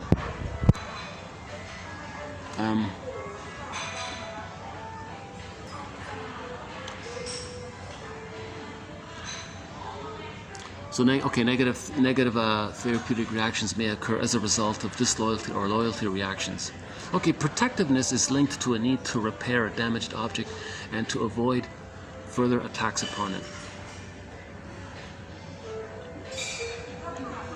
Okay, so protectiveness is linked to a need to repair. So again, you're trying to heal the mother, save the mother, be a superhero for the mother. Be everything for the mother, and to avoid further criticism from the mother. Doesn't work, so dysfunctional behaviors like Sisyphus. The excessive caring and concern for early objects need to be repeatedly ferreted out and explored with the client. Thus, a man who complained continually about his wife's various failings and frustrating tendencies, while consistently protecting his parents and overlooking the existence of similar traits in them, was asked why he never complained about these traits in his parents. Okay, so that's the springboard for our self-help exercise. The self-help exercise can briefly be stated this way. How are your feelings for one person really for another? Likewise for disappointments. For example, the wife said, "My husband doesn't listen to me." She might ask herself, well, how am I displacing? Oh, I see. It was my parents who didn't listen. Or she says, I feel angry at my husband. Has he become a proxy? Okay, my anger is really at my parents. So there's a displacement. So whatever the partner or the friend is doing that's upsetting you and you have complaints about it, those complaints about the partner are really meant for the parent. You've displaced it. You projected the parent onto the friend, and you're blaming the friend. So that's the self-help exercise. Whenever you're having these negative feelings and painful feelings and negative ideas about others, see if they apply to one of your parents. It really, chances are, there's a good chance, in many cases, or most cases, vast majority of cases, you're talking about your parent. So we talked about that placard from in the last video. The woman had a placard saying, if you have a problem with your identity, take it up with your parents. So there was some kind of hate rally or something. So the hate rally means the prejudice personality. They're talking about their parents, but they displace it onto those who look different, superficially different, because difference triggers the memory that they didn't get the love to differentiate from the mother, so they don't like difference. Someone wearing a different language or so on. Ironically, they're wounded as well, so they should be given empathy or something. But anyways, so the prejudice personality is, we have a whole thread on the prejudice personality, but one aspect of it is that if someone appears to have some kind of superficial, trivial difference, the shade of tone, beige or brown, you think, well, my shade of skin tone is beige and their skin of shade tone is brown. Well, that's different. And you think, oh, what is it? So what? It's just a little melanin, a suntan. So you lost your suntan. What's the big deal? Or these little trivial biological. So we all have little trivial biological variations based on diet and sun exposure and these kinds of things. Lifestyle over hundreds of thousands of years. Maybe there's little trivial biological variations based on the environment, weather, and food, and diet, and life. So there may be little differences, but there's superficial, trivial biological variations. But somebody will use that as a hook. They'll misuse that and say, hey, there's a little difference there. Wait a minute. They didn't differentiate. They didn't feel how they're different from their mother. So difference triggers that. I don't know if it's just a coincidence with the vocabulary or if it's really like this, but either way, it's partially helpful, even if it's just sort of a play on words. He didn't. A person with the prejudice personality has identified with the aggressor. Here they feel like the victim. They say others are no good to communicate that they're no good, but they need others to say that they're no good to communicate to their mother in the mind how they felt no good by their mother. So a non-threatening substitute other, the victim, right? So they're being prejudiced against because they're being the so-called proxy for the parent, and they're communicating about the parent, but they're displacing it onto the person with a little difference or something. Yeah? So that's the self-help exercise. Whenever you're saying someone else is this and someone else is that and someone else is doing this or wants this, these kinds of exaggerated ideas, well, okay, hold on a sec. Make sure I don't get. Maybe I'll use this slight interruption to take a little break here. Hold on a sec.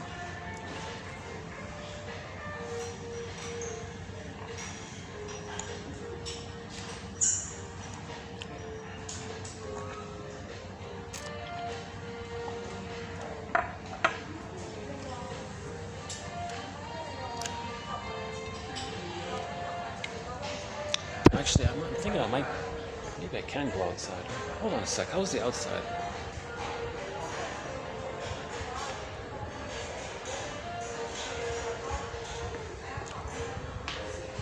Let's just wait here a little longer. Because if I'm outside, I can talk a little louder. I keep my voice down as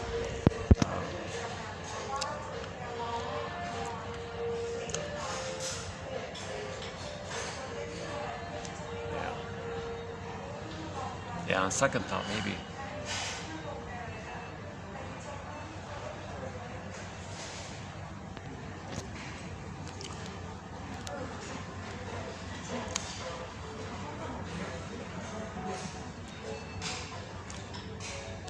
See, I have to triple my interruptions. Sometimes I just need a little anxiety break, but most of the time it's just because I'm. Should I go inside? Hold on, I'm still waiting to see if this is gonna clear up or not. Okay, let's continue here.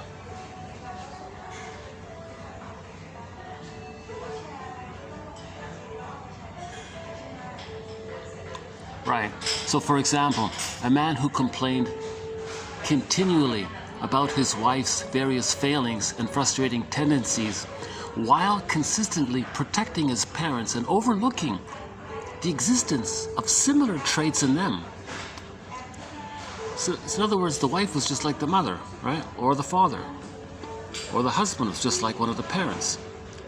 So all of these complaints that you have towards your parents, that's in your unconscious, and you're afraid to express them because you're still trying to protect them, you displace them onto the partner.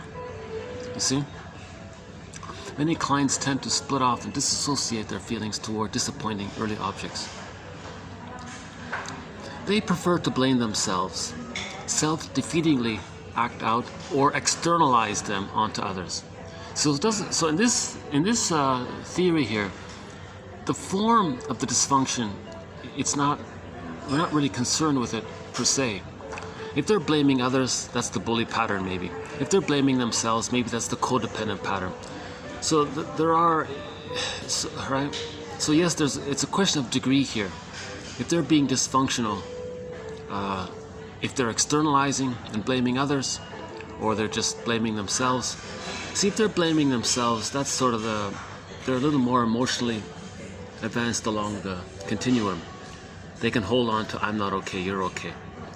If they're always blaming others, they can't hold on to themselves. They just constantly blame. So the more blame, the more they feel shame inside. So as a defense against the shame, they blame.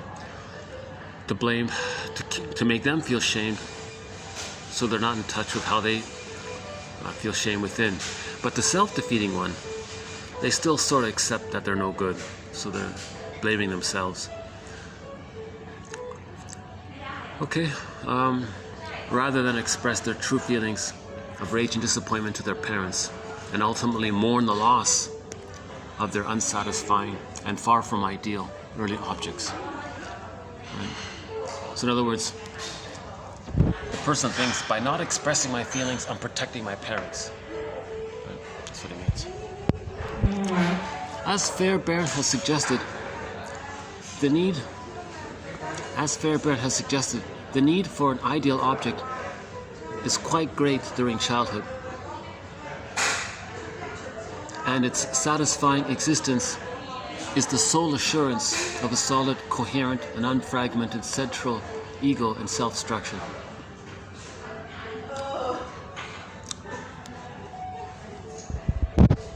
So it protected the child.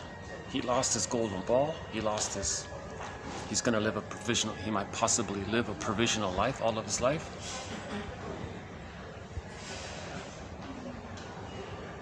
What he's suggesting here is that it could have been worse. So it protected him, right? By sacrificing himself, he protected himself, because otherwise it could have been worse. That's what he was saying, right? Anything short of good enough parenting or average expectable environment will inevitably lead to some form of dissociative behavior and heightened protectiveness and tendencies toward loyalty. Paradoxically, the greater the degree of disappointment with these early objects, the greater the need to protect them, either via tenacious maintenance of non-functional introjects, or via an equally stubborn clinging to false self tendencies and refusal to experience and openly express truer aspects of the self. So, they don't self-activate. Enter Masterson's axiom. Self-activation will trigger the abandonment depression, which we can now, in this case, say self-activation, activating the true self, the real self, wanting to heal, wanting to accept the loss, wanting to do something in line with the true self, wanting to get your feelings back, wanting to feel real, feel real, we want to feel real. Movement toward wanting to feel real self-activation is going to trigger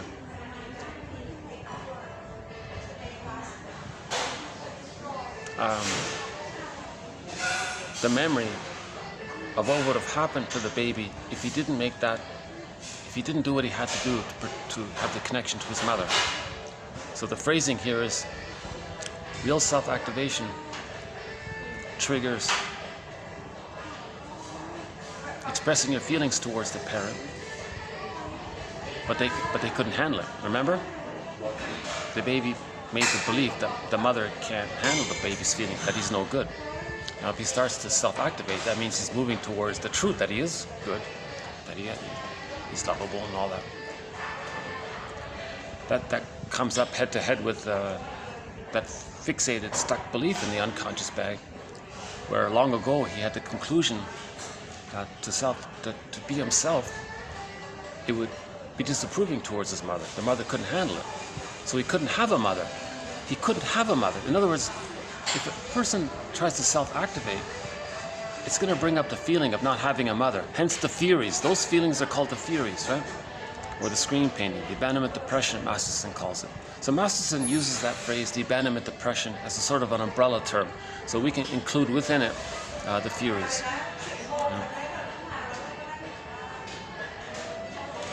So that's how he protects his mother, by not self-activating, by not doing anything for the real self. So he lives the false self, his whole life, the false self. That's the provisional life. So Peer Gynt, he was doing that. He lived the false self, the manic defense. He ignored his soul, represented by the character Solvig. He ignored her during the whole play. He ignored her. Hold on a second.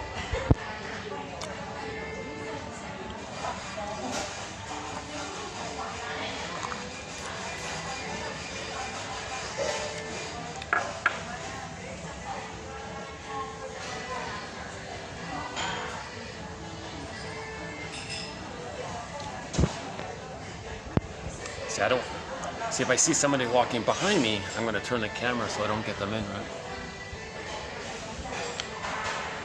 But yeah, so from now on, when someone walks behind me, I'll show you the flowers over there. That's at the front of the hotel lobby there, a nice little the flowers there. And they've got some sculptures of Daisy. I'll show you Daisy later on, okay? I guess if a hotel staff walks by, it's not so bad. Yeah, okay.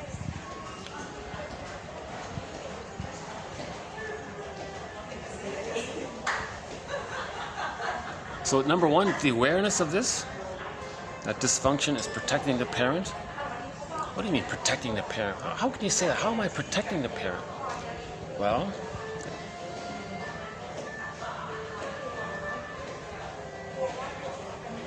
if the baby does what the mother wants, we can say the baby's protecting the parent, helping the parent, protecting the parent by helping her and doing what she wants.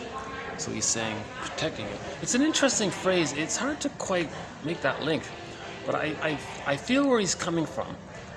That we're protecting the parent. We're too loyal to the parent.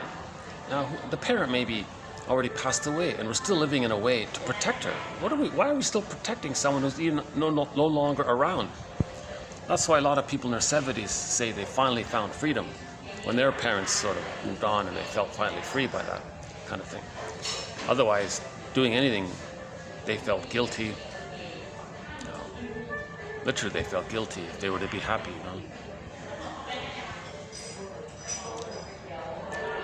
So if you get one thing out of this, it's the self-help exercise. How are your disappointments, complaints, feelings toward one person really about a parent? Just make that transfer over.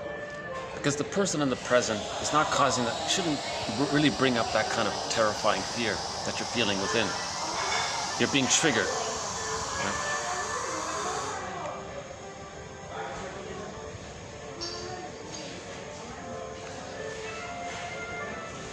So yes, something that the partner did may have been a trigger, but the feelings and emotionality zoom you back to the nursery. Your partner in the present wasn't your young mother. Didn't breastfeed you. Your partner wasn't that person. So you can't have that strong complaints against them. Yes, they kind of made a little misunderstanding or a little confusion and you got triggered. But those feelings and whatever complaints and anger you have towards it's meant to be for your parents. You see?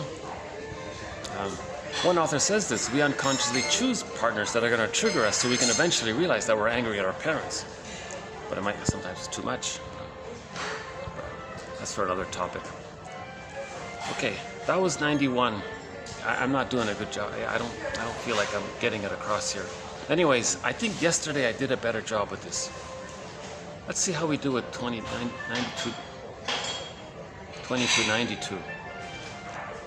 But maybe what I'll do is, let me change the environment, and that might help me. So fast forward this video for a couple of minutes. Let's first try this outside. Yeah, okay, let's first try this outside.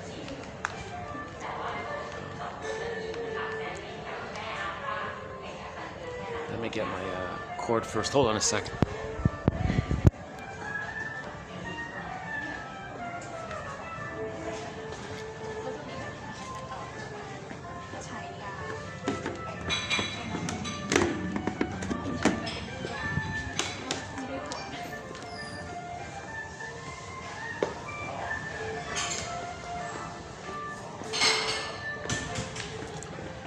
Okay, so it's funny. I realize I've had bad luck with this spot here. Yeah, this spot hasn't been working.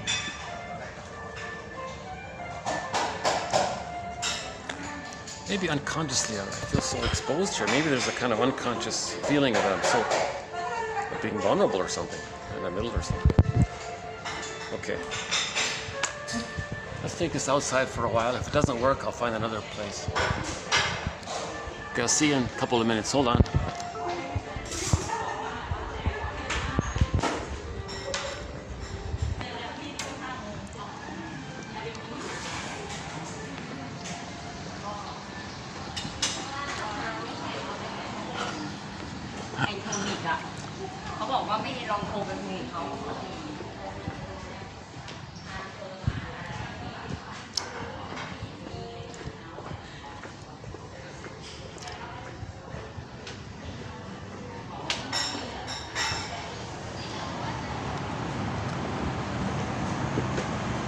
Oh yeah, it's hot. It's hot out today, huh? Hi. How hot do you think it is today? Sorry? How hot? What's the temperature today? What do you think? Oh, I mean, just around. I think it's 30, not around 30. 30. It feels hot, right? Yeah. Okay. Well, it's at least 30, yeah.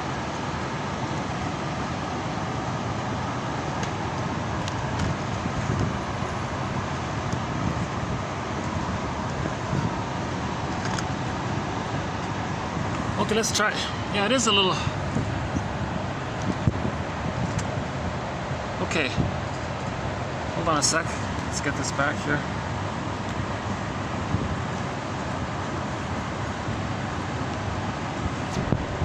Okay, so let's just continue.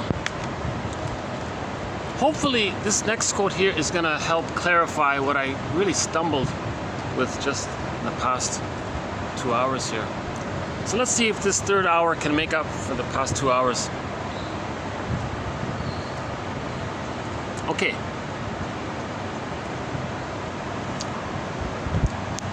the fact that he had repeatedly been unsuccessful in maintaining a long-term committed relationship in the past was explored. Okay? This was seen as partially related to strong attitudes of devotion toward the mother and a need to protect her from sensing his separateness and individuation. Okay, so again, if the guy becomes psychologically autonomous and doesn't need the mother so much, then the mother feels separation anxiety. That triggers the memory of when he was a baby, that if mother was too stressed out, it would be too overwhelming for him. So he protects the mother by not self-activating. So that's why he was having problems maintaining a successful relationship. He was unconsciously feeling guilty for doing so. Right? So that's a byproduct of a mother using the Jocasta style of mothering.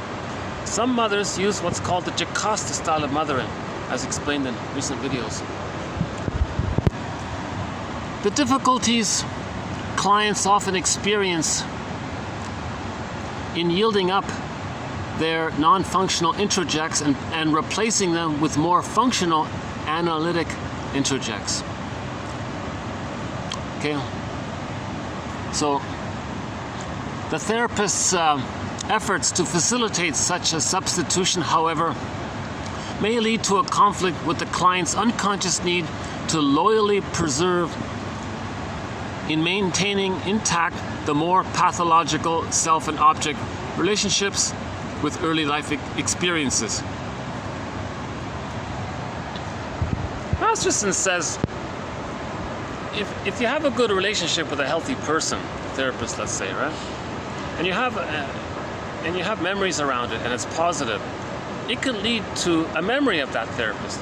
Now you have a memory of someone of an other who supports your growth and healing, linked to a self-representation that feels supported for your growth and autonomy. Now you have a new relational unit, you see? And you want to build that new relational unit.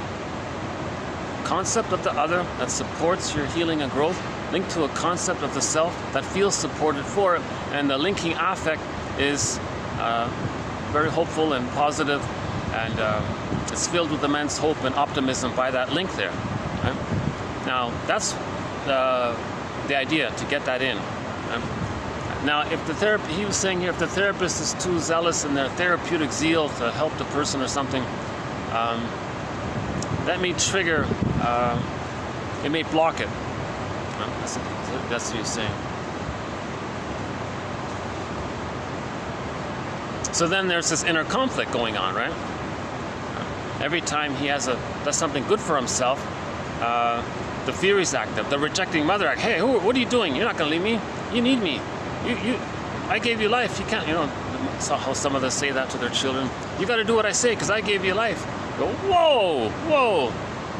So we have a quote from Virginia Satir about this. She was talking to an audience. Please, audience, parents, don't say that to your children, And we have that, what's his name again? Gibran has that poem, On Children. So read that poem by Gibran called On Children.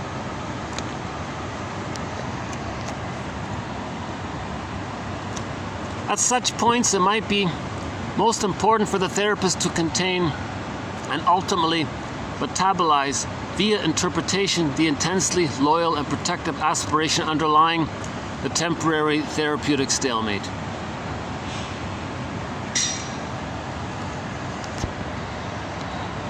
So he means that if the therapist is aware of it and can provide an interpretation of it, he can deliver it in a timely way, in the right way, and using their language. If he can provide an interpretation, he describes interpretations as metabolizing it, metabolizing the pain, metabolizing converting the furies into the unimities. You got to metabolize the memory. You got to metabolize this. He says the interpretation can help towards that.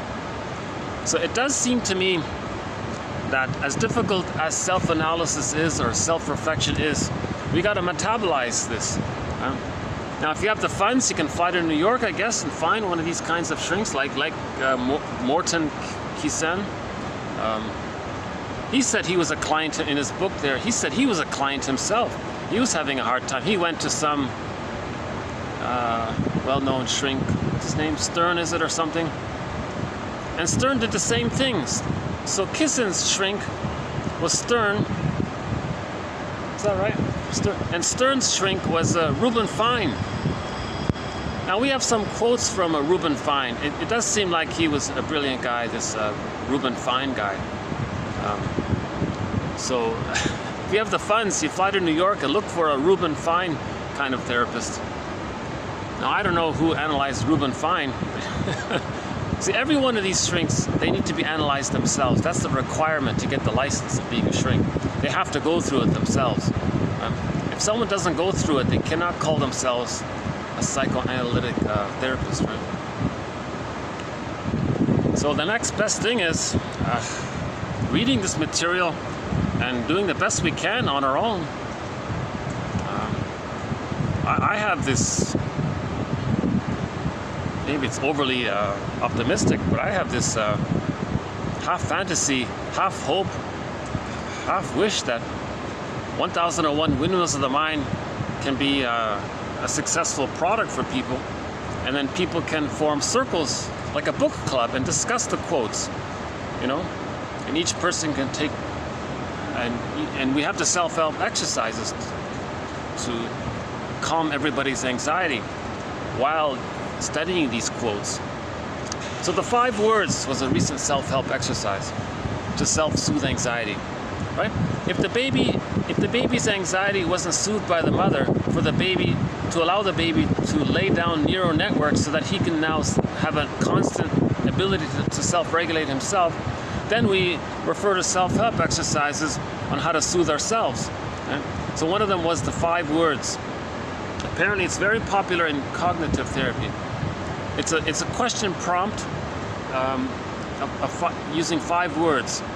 So whenever you're feeling anxious about something, you ask yourself, what's the hardest thing about? So that's the 5 words. What's the hardest thing, 2, 2, 1, about, the 5. And you fill in the blank. So for me, what's the hardest thing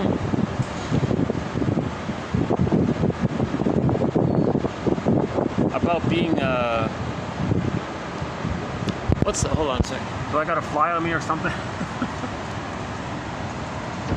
Hang on, before I forget, let me show you the elephants here. There's that nice table. Look at this. I love this wooden table there, eh? But I kind of find this delightful, these hedges with the elephants. Getting it on there? Hold on a sec. Is that it there? So you got sort of the front elephant seems like a child, and then you got the real young one, the baby one behind him. Right?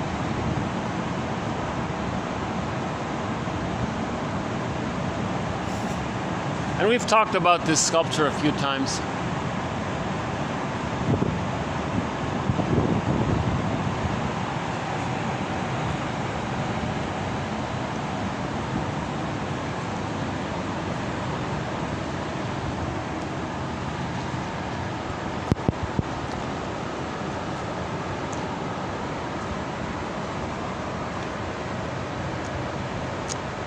I still want to save this video.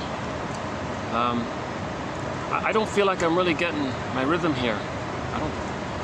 Okay, let's finish the quote, see how it goes.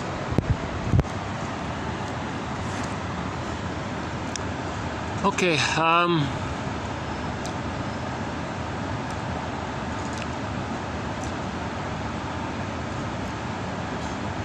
so yeah, the therapist provides interpretations. They got to interpret the intensely loyal and protective aspiration underlying the temporary therapeutic stalemate, while acknowledging the strong need to protect and hold on to the pathological objects the therapist patiently holds out some optimism and hope for their ultimate relinquishment and the substitution of more therapeutic ideals and internalized object relations. So that reminds me of Lowald. Lowald says, you want to keep a vision? He says he always has some kind of vision of who the client really is. Who would he be had he been properly loved? Get a sense of his trueness and hold that vision there, and then chip away at the rationalization. It's just like Chapter chipped away at the cement there. So I'm assuming at one point maybe this was just some kind of block. He had a vision of a heart, and then he chipped away at it or something.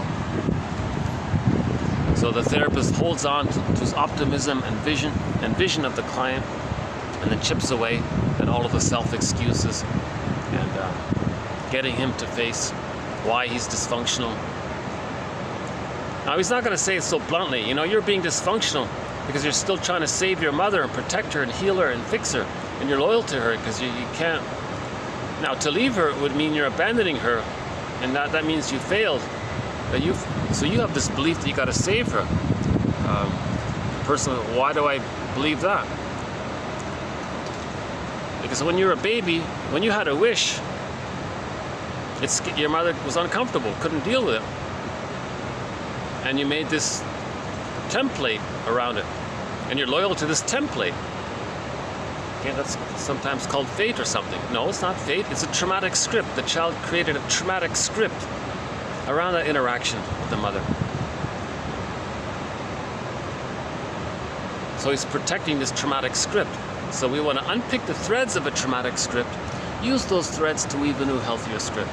Menninger said to a client in one of his books, quote, these problems you're describing, we may say that this is what your script is doing to you. But let us, as a team, see what we can do with that script. So they're protecting the script. It means they're protecting the internal mother, linked to the self. And that's the neural network. So they're protecting some old neural networks, I guess. So we want to build new neural networks. Ideally, you have an interaction with an emotionally healthy person like the therapist, and then you draw on that experience and hopefully start to create new neural networks and refer to them. And then later on, you ask yourself, gee, I wonder what the therapist would say in this situation. I wonder what, and then you start providing yourself the interpretations that you anticipate the therapist, the type of things the therapist would have said to you. So what would my shrink say in this situation? Yeah, I think he would say, he would ask me, why am I doing this? And then he would confront me. He would say, you know, why would you do something self-defeating if it's not going to help you towards your therapy goals? Why are you still trying to save the parent? You know, a Sisyphus. Those kinds of things. Okay, hold on.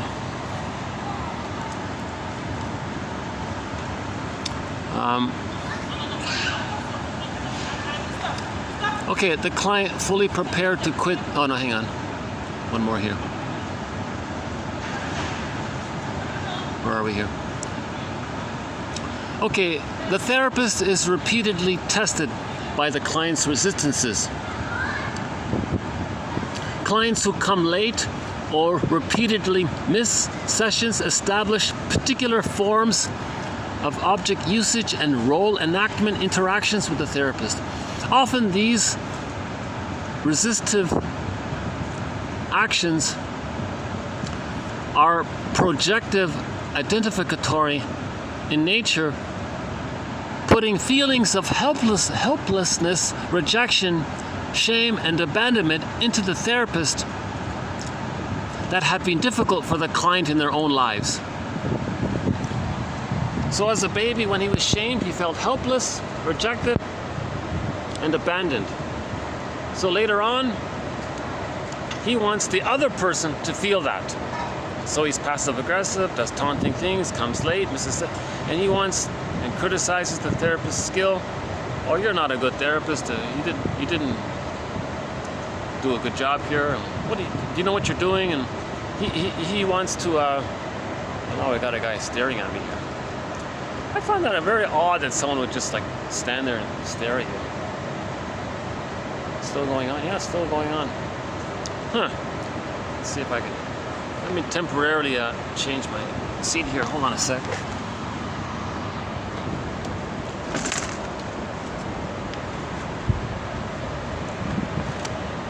Okay. Let's. I'll come to that later on. Hold on a sec. Let me see if I can save this video here. I'm still trying to save this video. I'm having a rough day today. Yeah.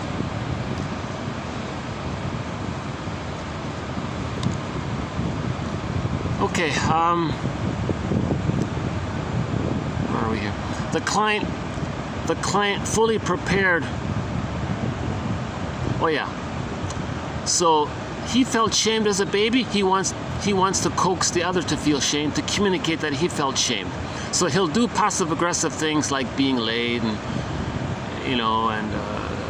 missing the session. And so he's trying to create in the therapist what he unconsciously feels, to communicate how he unconsciously feels. Right? So if the therapist starts to feel some of this, gets some of these feelings of helplessness and rejection and abandonment, and the client is very persistent in his taunting, provocative behavior. So the client then uses his so-called, quote, counter-transference to identify what the projector is feeling. Right? So bluntly, the therapist would say, you're getting me to feel what you can't feel. That kind of thing. That's called testing, right? Okay, as Ogden. Yeah, we have some very good quotes from Ogden in our collection, 1001 Windmills of the Mind. He's quite a good communicator. He's a very good teacher, yeah, Thomas Ogden. Okay, as Ogden, 1979, has emphasized, the clients watch the therapist's metabolic functions like a hawk, wondering how the therapist will handle these feelings that they themselves have found so difficult.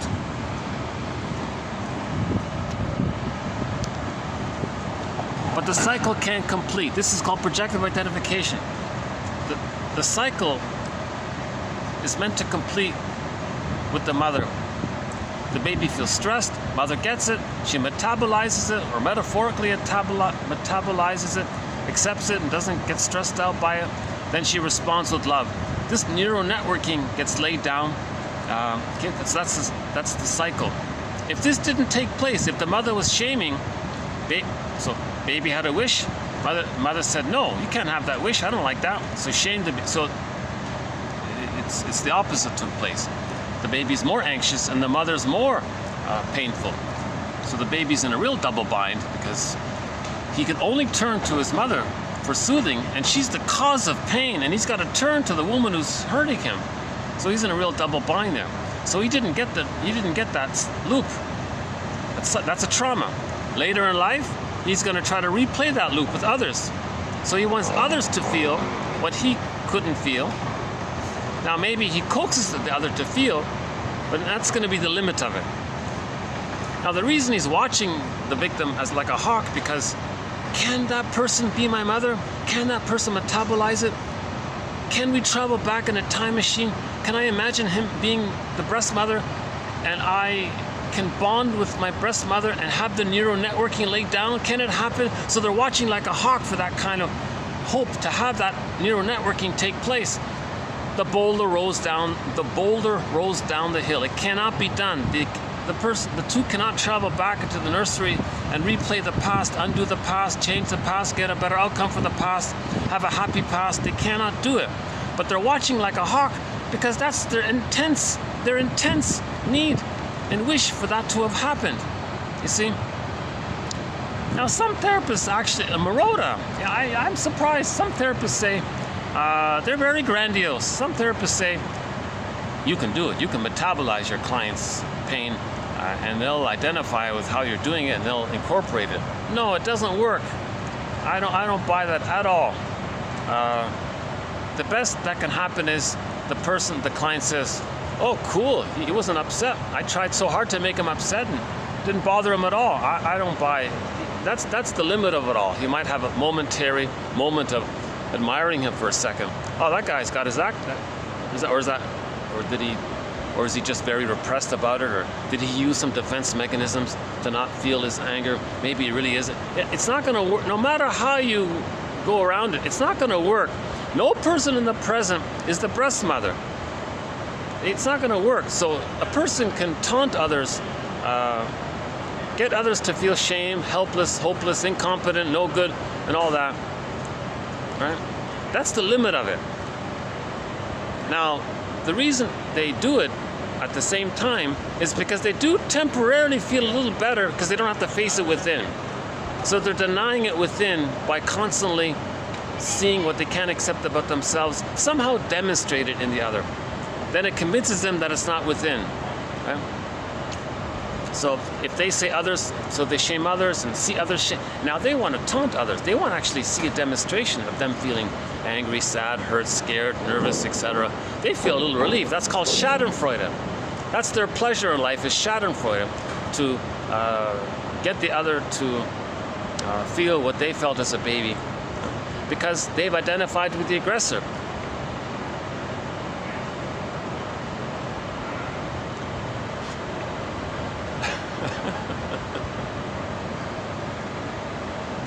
I just had a quick memory of that, of the Inside Out, that trailer.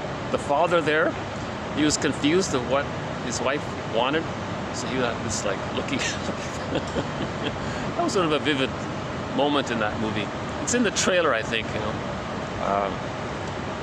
You know, the wife said to the wife asked the husband,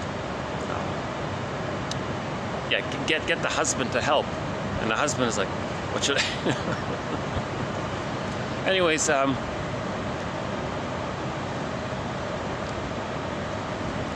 so the cycle can't complete, right?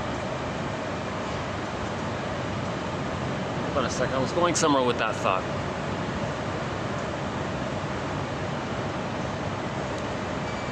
So projective identification. The baby's stressed. The baby thinks the mother is him. Now, normally, the reality is the mother's not him, but the baby thinks the mother is him in their representation. The mother responds, he then soothed himself, he thinks. But the mother did it, but it becomes a part of his psychic structure because the mother was him in his perception. Now he can soothe himself in a way. Something like that. If this doesn't take place, he's looking for that neural networking. He's looking for the experience of having been loved by the mother, seen by the mother, accepted by the mother, having his mother metabolize his feelings. He's looking for that. So he taunts others. In his unconscious fantasies, the others are the mother. Other mother, put a little dash between mother and other. Others are the mother. So he looks for others, that's the mother. Now the best he can do is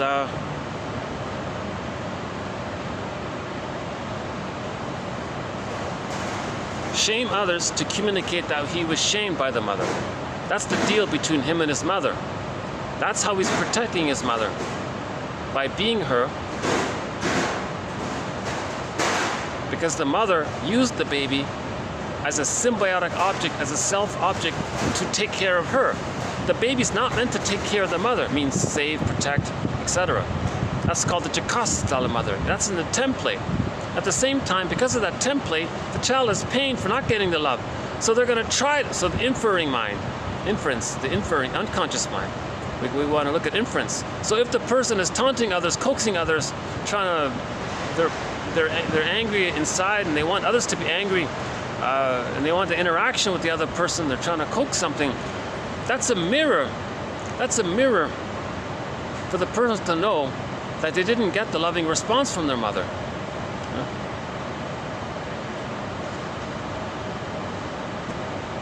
Let's see if we can update that one. Hey, hold on a sec. Let's just move on here.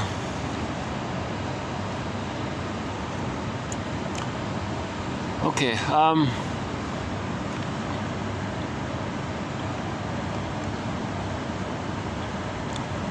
Where are we here? Okay, let's start back with Ogden here. As Ogden has emphasized, they watch the therapist's metabolic functions like a hawk, wondering how the therapist will handle these feelings that they themselves found difficult. Because the baby is hypervigilant to the mother. The baby's hypersensitive to the mother. So that's why later on they're going to watch the other like a hawk, because the baby's watching in a hypersensitive, responsive way. What do you need, mother? I need my needs met. You're uncomfortable. This is scary. So they're watching the mother to protect themselves. So that's being replayed. Hence that hawk image, right? So the baby was like a little hawk in a way, watching the mother. What do you need, mother? My feelings are no good for you. My needs for your love is no good for you. What do you need, mother? So this is dangerous. The baby's watching the mother like a hawk. Right? Now, if the mother passes, if the mother maybe briefly is frustrating, but if she takes a breath and maybe provides the love the baby needs, everything's okay. In the end, if the mother does metabolize the baby and soothe the baby, it's okay. But if this cycle doesn't take place, if there isn't this complete cycle and then the neural networks in relation to it that he can adopt for himself, that's a functional introject. It's called the holding interjector, the internalized good object as an introject. Right?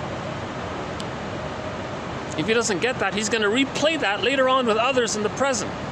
Oh, there's that nice sculpture there. So he'll look for non-threatening substitute others. So the partner, the friend, the boss, whoever is kind of safe, or maybe they're healthy, maybe they seem helpful, maybe they're kind, the codependent partner, they're going to want to shame them to communicate that they were shamed by the mother. Now, how does the recipient of the shame, how do they handle it? So they're going to watch them like a hawk. But so what? It's absurd. You're not back in the nursery. It's absurd, right? It's fascinating maybe because, so there's this uncanny fascination. Why are they so hypervigilant to look at their microscopic mini emotions? Like, did they flicker? Are they sweating? Did they show little signs of sadness? The gotcha feeling. Because this whole thing with the gotcha, they did, then they feel that it's not within. If they shamed the other, then they can feel that they weren't shamed. So they feel a little schadenfreude, and they feel a little relief by that. Just like the mother got relief when she objectified or thingified the baby. When she used the baby and exploited the baby and objectified the baby and treated the baby almost like a thing, like a teddy bear thing, she felt a little better by this. They have identified to the aggressor, and they're doing the same kind of thing with others, right?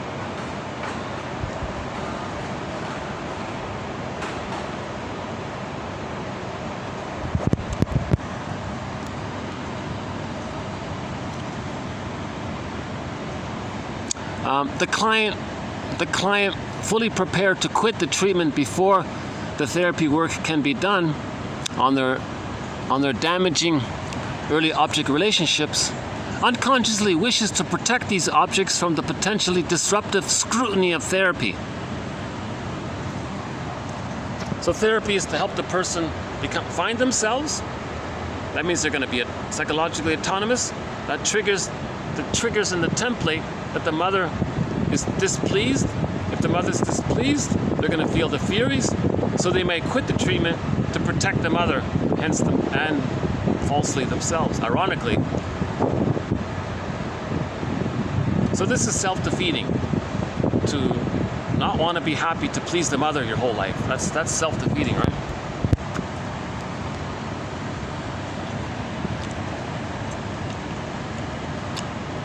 Okay, let's talk about dissociated emotions, affects. Okay, the therapist might ask the client why she is now feeling so helplessly angry and guilty regarding the thwarted goals of treatment. If she is feeling frustrated and angry at a significant figure in the client's life, she might ask why this might be the case, hinting at the proxy nature of the interaction. She can allude to more positive dissociated affects as being also thwarted via such a premature decision to quit therapy to save the parent. Thus, the potential for hope or to risk joyful therapeutic change is being avoided. It may be somewhat easier for the client to re-own negative feelings of abandonment and disappointment than more positive affects, than to re-own more positive affects which have been disassociated. So our greatest fear is our own joy, right? Our greatest fear is happiness, or psychological birth. Also of importance is the focus upon object relationship issues of protectiveness and loyalty to pathological introjects that may underlay the client's wish to quit the treatment prematurely. It's as if many clients are unconsciously enacting the roles of captains, loyally going down with their family ships. Yeah. So mother was unhappy, father was unhappy, they're going to be unhappy. Okay, so they're like the captain, they're going to be a captain loyally going down with their family ships. Interesting way of putting it there. Because we associate loyalty as a very positive thing, right? But it's okay to be disloyal. If the mother abused the child, it would be okay to be disloyal to her. But some people but we're so conditioned to think that loyalty is an honorable virtue.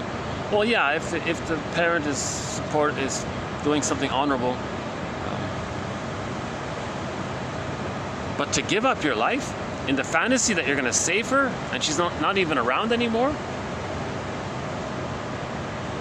that kind of loyalty, that's a dysfunctional loyalty. That's right. It's too irrational, that kind of loyalty. So in that scenario, we want to be disloyal to irrational loyalty, that kind of thing.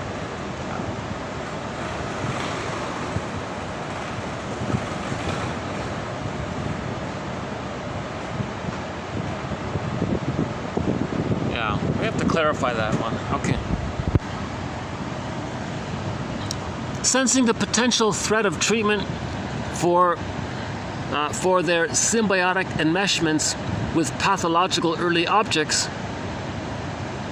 Okay, again, we're not talking about loyalty to actual physical parents. That's part of it. We're talking about this loyalty issue to the imagos. The baby makes images of his mother and himself, and he's loyal to these old images. That's mainly what he's talking about. So when he says you're being pathological loyalty to the non-functioning introject, the introjects is a memory, but this memory was blown up. It's a devouring witch monster. And you're loyal because you're scared of her, so you fear her.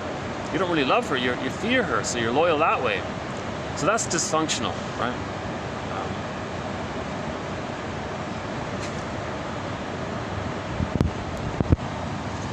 Okay, where are we here?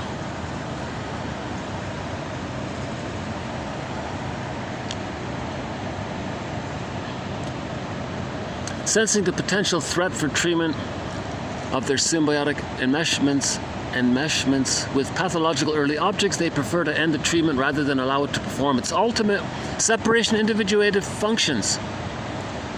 So the goal of therapy is psychological birth? No, mother's not going to like it. So they're going to be loyal to mother's need to use the baby as a teddy bear to comfort her. They're going to be loyal to that. See, that's called, yeah, so you can feel the pain of that already, right? It is therefore most important that the therapist be alert to the issues of loyalty and protectiveness and actively share them with the client, particularly at the point in treatment in which the client has threatened to prematurely quit his therapy.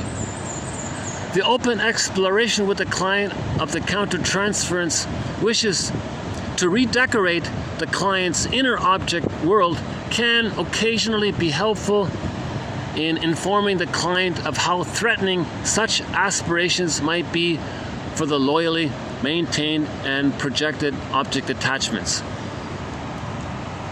Oh yeah, this was about some guy's dream. He had a dream of this messy, dirty, old house or something. And apparently that was a symbolic representation of his internal world. And the therapist made the metaphor, well, we want to redecorate his inner house, his inner world. And this, this came about because a little child had a divorce. The father kept the kid, and the child was overeating. She became obese, still trying to hold on to the original mother. So the father married some other young lady, and immediately the first thing she wanted to do was redecorate the house. So all of the comforts for the child are being taken away. Right? All of the memories. The child couldn't grieve. So this stepmother was now wanting to decorate the house. And the child was angry and binge eating. And she wanted to change the child and to order the child to stop eating so much. But the child was clinging to the mother. That's all she had. And she couldn't mourn the loss of her mother. So this was messy in there now. We got so that led to a dream of a messy, dirty house or something, right? So from that discussion, there's a whole discussion about that. I forgot the whole case, but out of that discussion, he came up with the analogy that the therapist maybe is trying to engage in a healing process. Then the psychic house within would be redecorated within. Not a great metaphor, but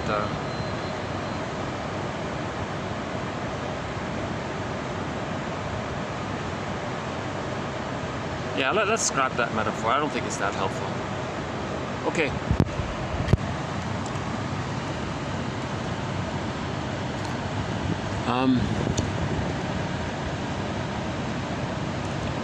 It can be even more helpful if the therapist finds a way to understand. Yeah, okay. It can be more helpful if the therapist finds a way to understand and modulate such motivations by self-analysis. So that's what. Yeah, there's the self-analysis. He's got to analyze himself. Okay. So if the therapist is triggered, he's got to analyze himself. Right. Maybe the analyst is still trying to protect his mother, and he transfers his mother onto the patient or the client and wants to heal the client. That's a transference to wanting to heal the parent. So maybe that's why he's so emotional. The therapist is so emotional.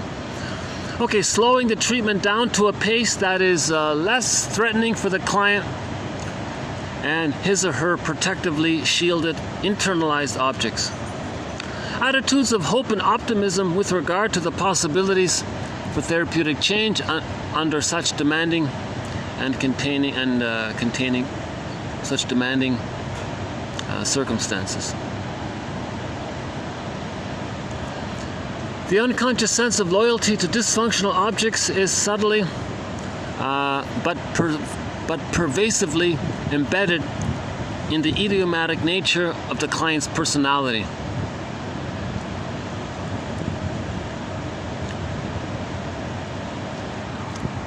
So all personality patterns that spring forth from arrested development is loyally protecting the mother. Put it that way, right? It's an over-attachment to the mother. That's what the mother wanted. That's what the mother created. The mother didn't have the love to allow the child to differentiate. So the child feels he's got to see the mother as good and him no good. That helps the mother. That's to have the attachment. So there's a blurring and confusion of things going on, right? Okay, the client cannot allow herself a higher level of object relational attainment due to an unconscious felt failure at curing a significantly ego-damaged parent. Externalization involves a tendency to projectively recreate an entire environmental ambience that was traumatically experienced early in a given client's life onto a friend, mate, therapist, etc. Okay, there is a paradoxical sense of disloyalty associated with states of psychic health, emotional health. Sort of our conclusion here. There is a paradoxical sense of disloyalty associated with emotional health, with growing up. When you grow up and become mature, when you become healthy, you're being disloyal to your mother. Well, that's quite a paradox, isn't it? Right.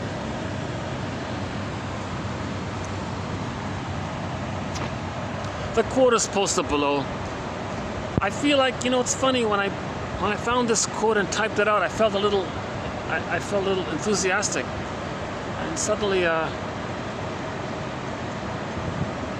my mood changed since then. Unfortunately, I apologize. I feel like I couldn't really do this quote justice. 2291 and 2292. They're good quotes. I don't feel I conveyed it. Maybe the best thing to do would be to read his book here. His book is called Affect, Object, and Character something. This comes from chapters 8 and 9. So that the rest of it, I didn't really pay attention to the other material. But chapters 8 and 9 in particular were of interest, about this reframing of the idea that dysfunction means you're protecting the parent. It's interesting, you're protecting intuitively, there's something there, right? We're very loyal to our parents unconsciously. We're afraid to displease them because of what would happen if the baby displeased his parent? What would happen if the baby made the mother unhappy? Oh, they might be punished, might be abandoned. So we got to protect the parent. We got to save the parent. That's the idea there. So dysfunction is the Sisyphus-like repetition compulsion of trying to save the parent. See? So that part, maybe that last sentence right there might be a little better.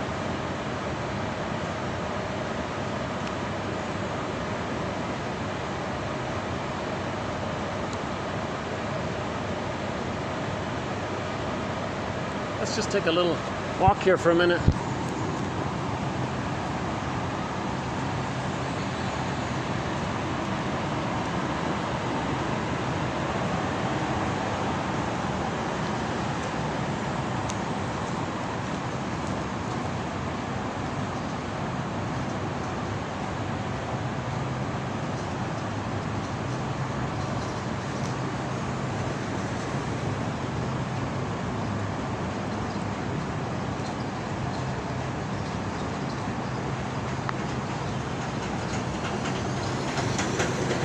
I keep telling myself it's the strength of the quote that's what we're looking for. Forget about my delivery and don't judge the quote by the messenger here. I'm on my journey. This is my path, looking for these quotes, discussing these quotes. Maybe I can walk by them here.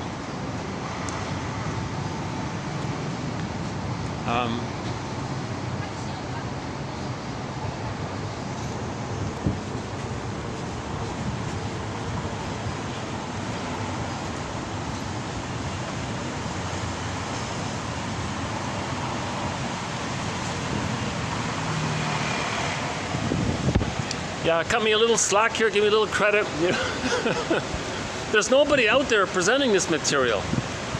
Nobody, zilch, nix, nada. Nine, nix. So I feel like I want to learn this material and no one's talking about it. So in the meantime, I'm doing this video in my desire to learn this and discuss this material. I will happily step aside when a real shrink comes up and presents this material. If Morton Keeson starts making that would be great. If Reuben Fine were around, if Edmund Bergler, oh my God, Masterson, anyone.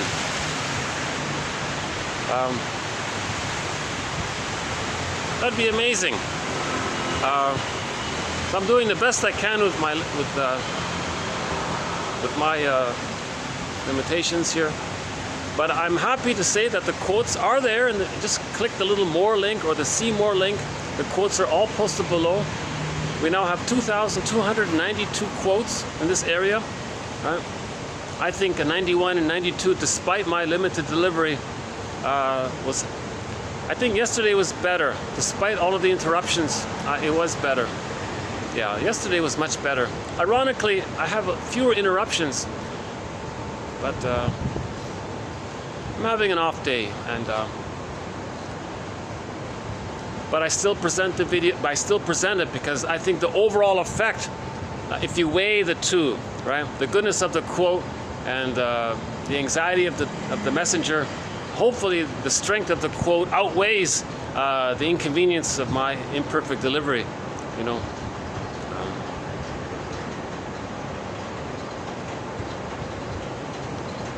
If I believed otherwise, I probably wouldn't make the podcast, right? So I'm willing to show my flaws and my imperfections, and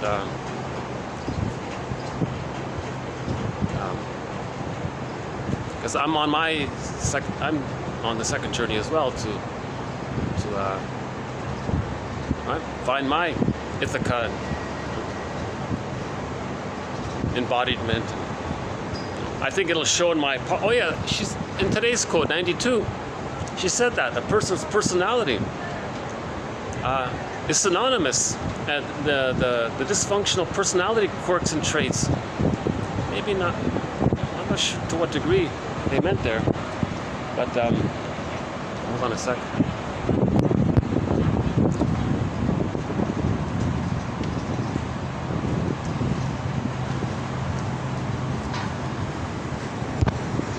Actually, this walking thing isn't too bad. Very soon, I hope to do some of these videos on the shoreline or in a park. I just recently noticed, I guess beginning yesterday and now in this moment here, if I'm walking, maybe it does relax. It is relaxing. Nature. Soothe the amygdala, right? Thanks to nature. These plants here, all this greenery. So that quote we did today, 2092, she said personality issues, like personality traits, if they're kind of pronounced or something, they are an expression of the loyalty to the mother. So in all honesty, I still engage in emotional eating. So there it is. There's the loyalty to, it's a lot of work. We're never perfectly healed, right? It's never ever complete. We're just trying to re-own as much as we can, right? The more we do so, like the Phantom of the Opera story, the more she spoke with the shadow character, right? The fear and the anger and the shame, the wise teacher, right? The better she sang. So she could do that endlessly. So that play, the Phantom of the Opera, it's a long-running play, I think partly for that reason.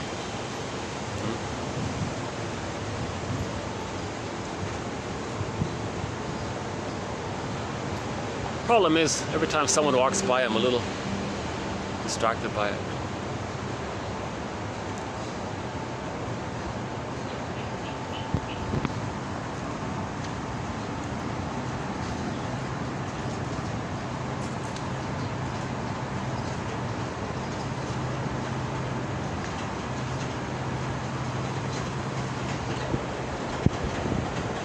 So my understanding of these two quotes, 2291 and 92, is how is what I'm doing still serving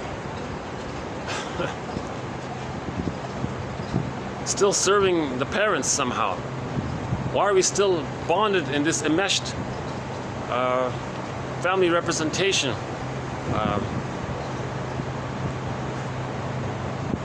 We have a quote coming up actually in the next video.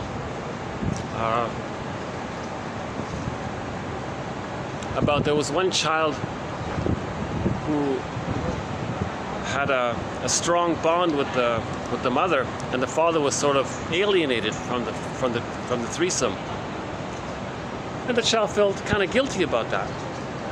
So in later life, that affected their relationships. That's a separate topic.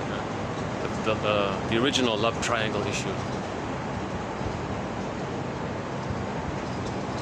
But back to these two quotes here.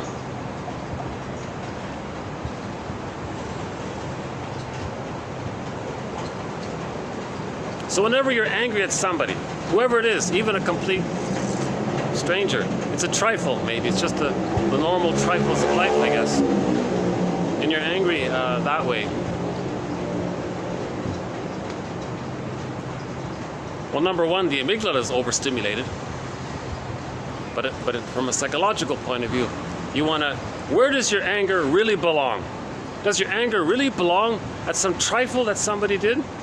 Come on, it's nothing. It's a trifle little thing.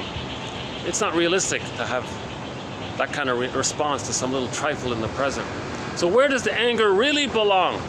Why is the person's amygdala enlarged? Where does the anger really belong? Yes, right? So we got to write a letter to our parents and say, I'm angry at the misattunement. Help me to get, I want to heal. Explain to me, why couldn't you be attuned? Why couldn't you offer the maternal holding environment? Why did I experience, was I kicking in the womb? You know, was I stressed? That means the child was terrified. The cord is wrapped around, he's not breathing, he's kicking. Was there birth trauma? Why was there birth trauma? Why couldn't I have a natural, healthy birth? Did we bond right away at the birth, or was I removed? Why didn't you hold me? I expected you. There's a you betrayed me when you allowed the strangers to take me away from you. Yeah? Unless it was an emergency or something. Was there an emergency? Come clean. You see, we got to get some knowledge. We got to be a detective now. We got to be an investigative reporter on our family, right? We got to, right? And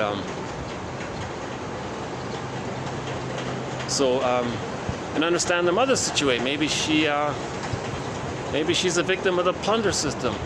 Oh, the plunder system.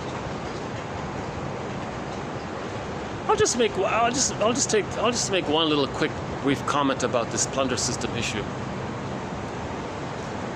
Something I heard just before I started this video. Just read sort of like a quick little, like a sentence, like a headline or about somebody. And I thought it was a good example of what we discussed a couple of videos ago. So, an economic model called global pillage was created apparently 10,000 years ago with the discovery of farming and agriculture, which gave us immense safety of serotonin. That's a whole okay, I don't want to do the whole thread here about that. But the theory is all babies got a safe attachment with their mothers for 150,000 years. So the natural temperament was I'm okay, you're okay. Babies were held and fed and mothers were attuned. So the human personality is homo naturalis. It's pretty calm, it's pretty easy, kind of easygoing, it can be playful, creative, fun. There's no sadism, there's no schadenfreude and sardonic humor and all this biting sarcasm. And these kinds of, that's not there because the babies weren't shamed. Okay? The babies could emotionally mature out of infantile megalomania. Okay? The cynicism is to preserve infantile megalomania because they could never let it go. So the adult temperament was I'm okay, you're okay. It was a tolerant personality. Maybe we can say it was like a global village in that sense. Huh? Then 10,000 years ago, with the discovery of farming and agriculture, the theory is people got a huge burst of serotonin in their brain. Because just in general terms, whenever we get something that makes us feel safe, status, food, success, whatever makes us feel safer, we get serotonin. So the chemistry of feeling safe is serotonin. So everybody got a lot of serotonin with the discovery of farming and agriculture. Right?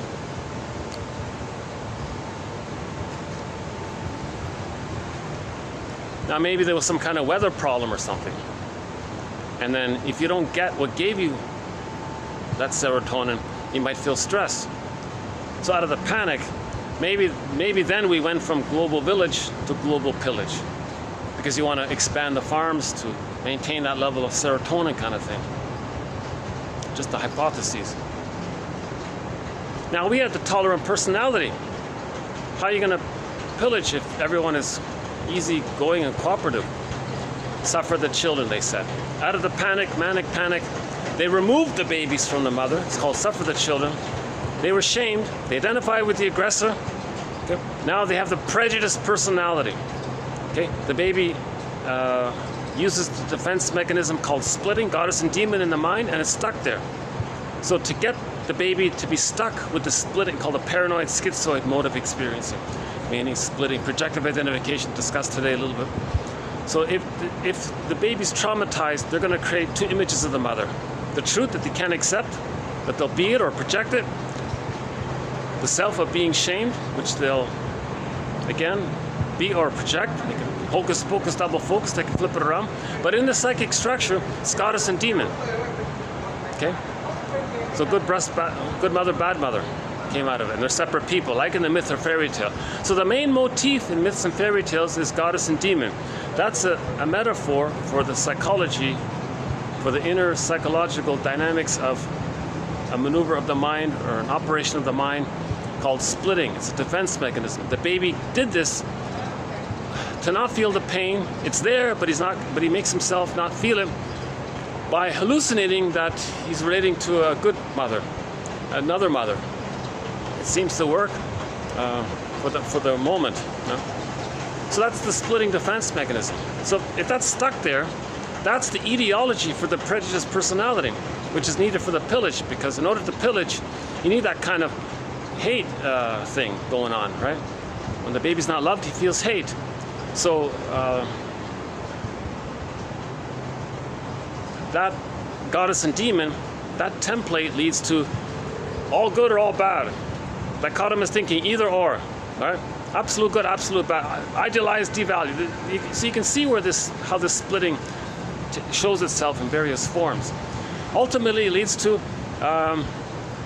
one good, no, me good, you no good, like us versus them. Ultimately, so that's what's created. The traumatizing the babies was created to entrench in them the splitting defense, because that's what's needed to create the prejudice personality. The prejudice personality is needed for the plunder, because then you can have one side on one side of the river saying the other people on the other side of the river are no good, because they're using the negative magic gesture. Their shamed self is seen onto those on the other side of the river, and they say they're no good. Now, when they say others are no good, they're talking about their own shamed self that's repressed and projected. Now, when they say that, when they think so badly about the other, they're trying to communicate that the mother didn't meet their needs, and they saw the mother as treating them badly.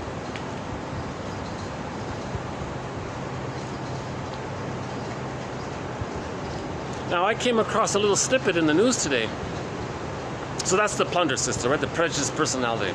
So tolerant personality, global village, homo naturalis.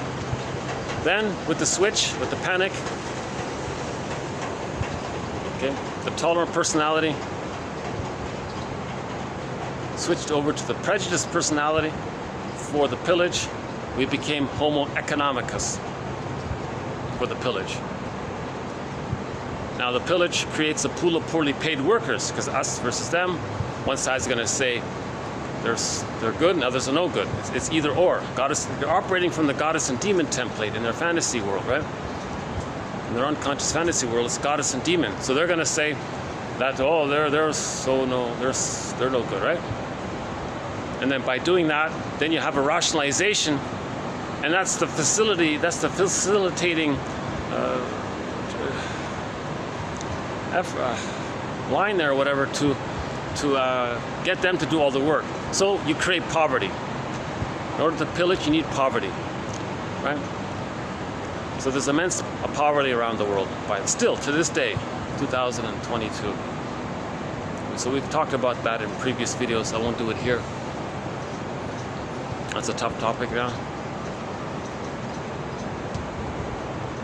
And we recently played that song, Call It, okay, fill in the blank. I think that's a convenient way to describe the pillage plunder system. So in that song by Bruce Cockburn, we played it about a few days ago. It was about, in the plunder system, you create poverty. They do all the work. You loot and plunder the resources, and you benefit from all their hard labor. So you extract all this for yourself, and then you have a kind of party around it. Now the people having a good time in this party, what do we call this party? After you suffered, all of these people suffered, and you looted everything, and now you're enjoying this party, so to speak. I'm just using simple terms here. What do we call this? So that's the name of the song. Call it, you fill in the blank. Now somebody might say, wait a minute, what about all those suffering people, those billions of people in poverty doing all the work, and they're having miserable lives, and how can you, what are you talking, and the people enjoying the party saying, what are you talking about? When I was a baby, I was thingified. I'm showing my mother that she thingified me. That's all it is. So those shamed people with poverty, when I was a baby, I was impoverished. I felt poverty. So I have to tell my mother that she made me emotionally impoverished, emotionally undeveloped. So I made the others emotionally impoverished and undeveloped because I want my mother, and I'm being loyal to my mother in the mind. I got to save my mother. So I got to show her what she did to me. Look, mother in the mind, you shamed me, impoverished me. Now look, I'm going to shame others and impoverish others to communicate what you did to me. I'm going to be like a cartoon of you. Doesn't that please you to see yourself in a cartoon form? Isn't that amusing? Maybe you feel seen. Does it help you? Something like that. So they felt, the mother thing of, in the one quote, using the old colonial system, they felt thingified. Huh? So they said, well, they're undeveloped. So because they're undeveloped, they want to communicate that they feel undeveloped, and it's true, they are undeveloped. So the aggressor is the so-called aggressor, right? The aggressor is the aggressor, right? And then the victims are the the non-threatening substitute others. They just live on the other side of the bridge. They did nothing to you, right? So you in your fantasy, you attribute your own felt sense of having been objectified and shamed onto the others, so you don't feel it within. It's a defense against anxiety. Projection is a defense against anxiety. Now, so that psychic structure is going on. That's the us versus them mentality. That's needed. That's a tool for the plunder system. Prejudice is a tool of the plunder system. You can't plunder if you don't have prejudice, right? Now I'm redoing a little snippet of this thread here because I just heard just a few minutes starting to this video. I heard a guy who apparently is a top, I won't mention his name, but he's sort of a top guy in the plunder system, and he was giving some kind of a induction brainwashing session or something, and somebody managed to report it, or they got a glimpse of it or something. And they quoted something that he said to his new inductees into the plunder system. And he said, we, the plunderers, we enjoy the loot. We're having a party here, right? Now, the victims out there, the ones we shamed and hurt, they're having a hard time, miserable time. So, we're having a good time, they're having a bad time. Now, the thing is, we want to enjoy our good time, don't we? So he called the good time, we're living like in a garden. And the victims that they suffered, the people they hurt, they're living in kind of miserable things. He said, well, that's like that's like, so he wants to brainwash. He said, well, he calls that the jungle. Now, he wants to instill this image. You don't want the jungle to spread into the garden, do you? They go, no. So the brainwashed recruits go, no, we don't want this very simple image, right? He's not explaining the full story, right? the plunderers are the so-called savage, right? If you want to see, he's trying to get you to think in that old primitive way, right? That in order to plunder, you got to think the others are no good. You got to thingify them, so to speak. So if you imply that they're undeveloped, quote unquote savage, right? The aggressors are it, because they've identified with the mother, the shame. It's not their fault. They did it due to intergenerational trauma. Okay? But I found it very striking that I found that to be a very vivid example of exploiting the defense mechanism of prejudice. Religion and education is meant to entrench splitting, because in religion it's goddess and demon, right? All these stories, villains and heroes, they're constantly just portraying this dichotomous way of thinking. And again. So now the new recruits to the plunder system, they're told, oh, we garden, they jungle, right? Oh, and he wants to brainwash them to into that goddess and demon mentality. We're good, they're no good. So he's basically saying us versus them. We're good, they're no good. By using this imagery. Very evil thing to do. I don't know this person. I just read the one little headline, but it was direct to what we had a little while ago on propaganda. How did that quote go on propaganda? Let's dig it up. Yeah, let's dig up that quote. A couple of videos ago, we did a quote on propaganda. Let's see if we can find it. He was tapping. Oh yeah, he was basically saying, in a roundabout way, hey audience, hey new recruits, when you were a baby, you felt immense anxiety by the shame of your mother, didn't you? Yes. Well, they're not going to say it, but and you used the splitting defense and you used the splitting defense to deal with that anxiety. Goddess and demon, it worked. You deny one side, that's not your mother. Make up another mother, that's good. So that's the splitting defense. A little distraction there. So it worked. So all defense mechanisms deal with anxiety. The baby felt immense anxiety when he was shamed. He felt the furies, persecutory anxiety, the screen pain. He felt the baby can't handle all that anxiety. So to squelch that anxiety, to hide that anxiety, to not feel that anxiety, he creates goddess and demon in his mind, right? And somehow, he denies one, and then he's totally unaware of one, but it's seen onto others. And then he identifies with the fake good one, and he's all good, and the others are no good. That's the splitting mechanism the baby does in their mind to deal with the pain of the mother's misattunement. You see? So the propaganda guy, that quote from last week, a few days ago, he said, well, hey, let's evoke that now. It worked for you when you were a baby. Let's evoke that now for the plunder system. Let's just think of us versus them. Okay, let's reuse what worked for you as a baby. Let's just bring that up now, right? So they're not aware of the splitting defense. That means a lot of people are still not aware of this very basic maneuver of the mind of the splitting defense, or the defense mechanism known as splitting. Religion promotes the splitting defense by this constant bombardment of goddess and demon. Right? That's to block healing. The purpose of religion is to block healing. So when the original babies were suffered to create the prejudice personality, to prevent the healing of it, religion was invented to prevent the healing. Right? It preempts your attention to have a chance to heal if you're bombarded with goddess and demon image, either or dichotomous thinking. It keeps things very simple, as it did for the baby. The baby's little mind, he can't see things more broadly and more realistically. He can't see his mother as just a human who's trying her best and means well and makes mistakes. He can't do all that. It's got to be good enough. But he's not getting the good enough mothering, so he uses splitting in response to that. And a lot of people have this. 70% in North America, by one estimate. Right?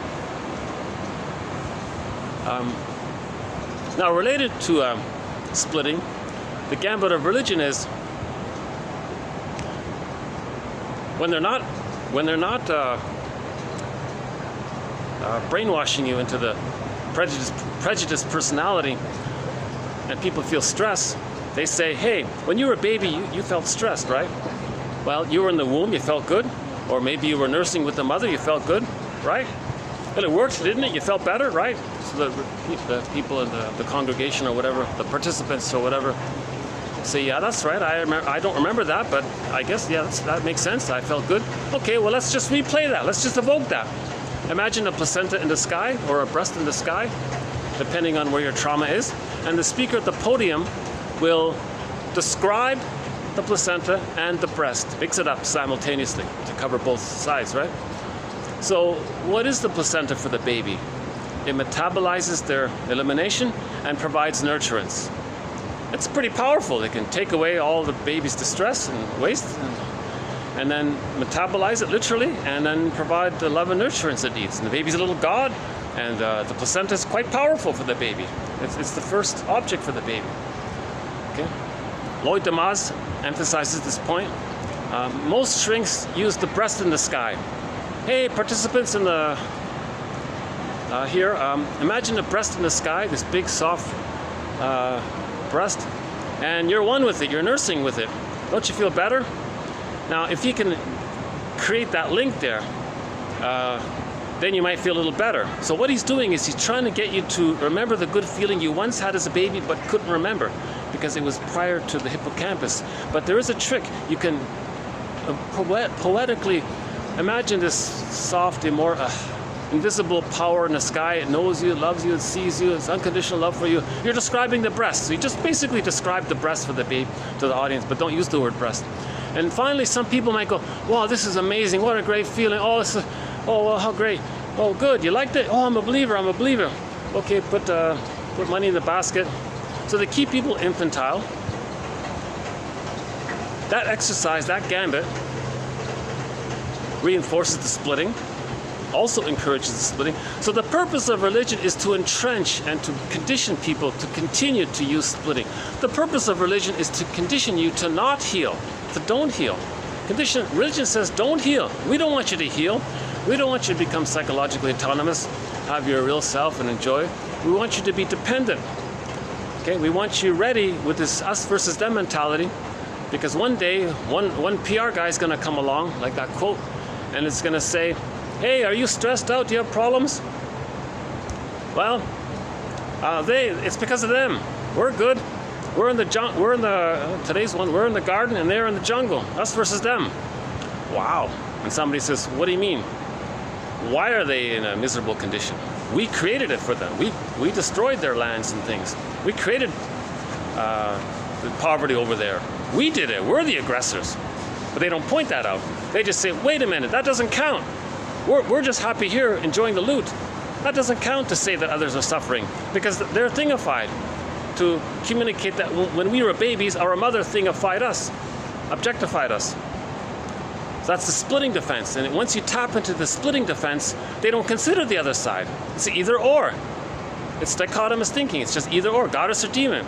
If you think others are the demon, just tap into that psychology. The others are the demon, that's all it counts. Deals with your anxiety. You don't want people to be a little reasonable and say, wait a minute, why are they in this hardship? Maybe out of our panic, we plundered and destroyed their lands, we created poverty, and that's why they're having an unpleasant life.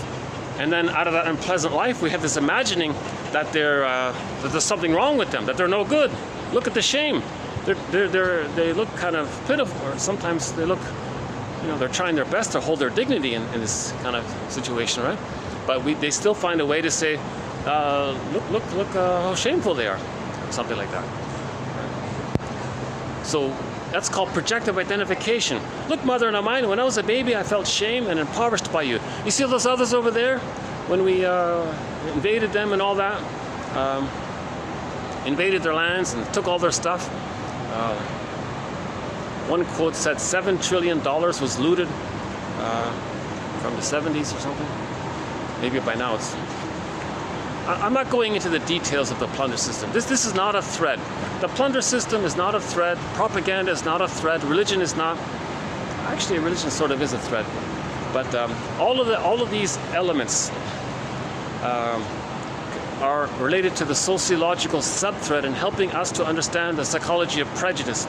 In order to understand prejudice, we're trying to be balanced. Yes, it's internal dynamics. Right? Shaming others to communicate that you were shamed. Negative magic gesture. So there's prejudice from that. Now, while you shame others, because of the internal hocus pocus, double focus, you felt shamed. Simultaneously, you felt that you were shamed while you shamed them. Okay, that's the inner fusion. What you do to others inwardly, you felt that it was done to you. Yeah? So prejudice can come from this. Yeah? And then you feel justified in shaming the other because you felt just shamed by them. So they're stuck in this negative relationship with the mother in the nursing. And there are other psychodynamics related to the psychology of prejudice, the splitting the fence, negative magic gesture, and a couple of others, right? Then about a year ago, a quote came along that said that it's too one-sided to think that psychology is the only reason for prejudice. Equally, he said, if you think sociology is the only cause, you're also being one-sided. You have to look at the two. Yeah? So that's what we've been trying to do, look at both sides. So the sociological thread is sort of a sub-thread to our main thread on the psychoanalysis of prejudice.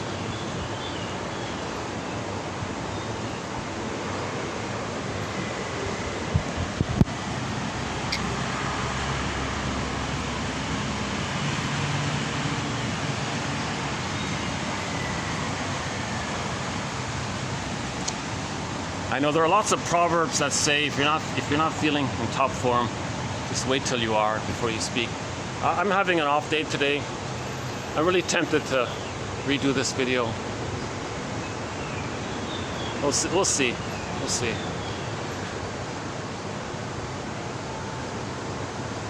Maybe the best thing I can say about this video is that we got the quote out. TQ20. Oh, don't take my keyboard. Hold on. Somebody just walked right up to my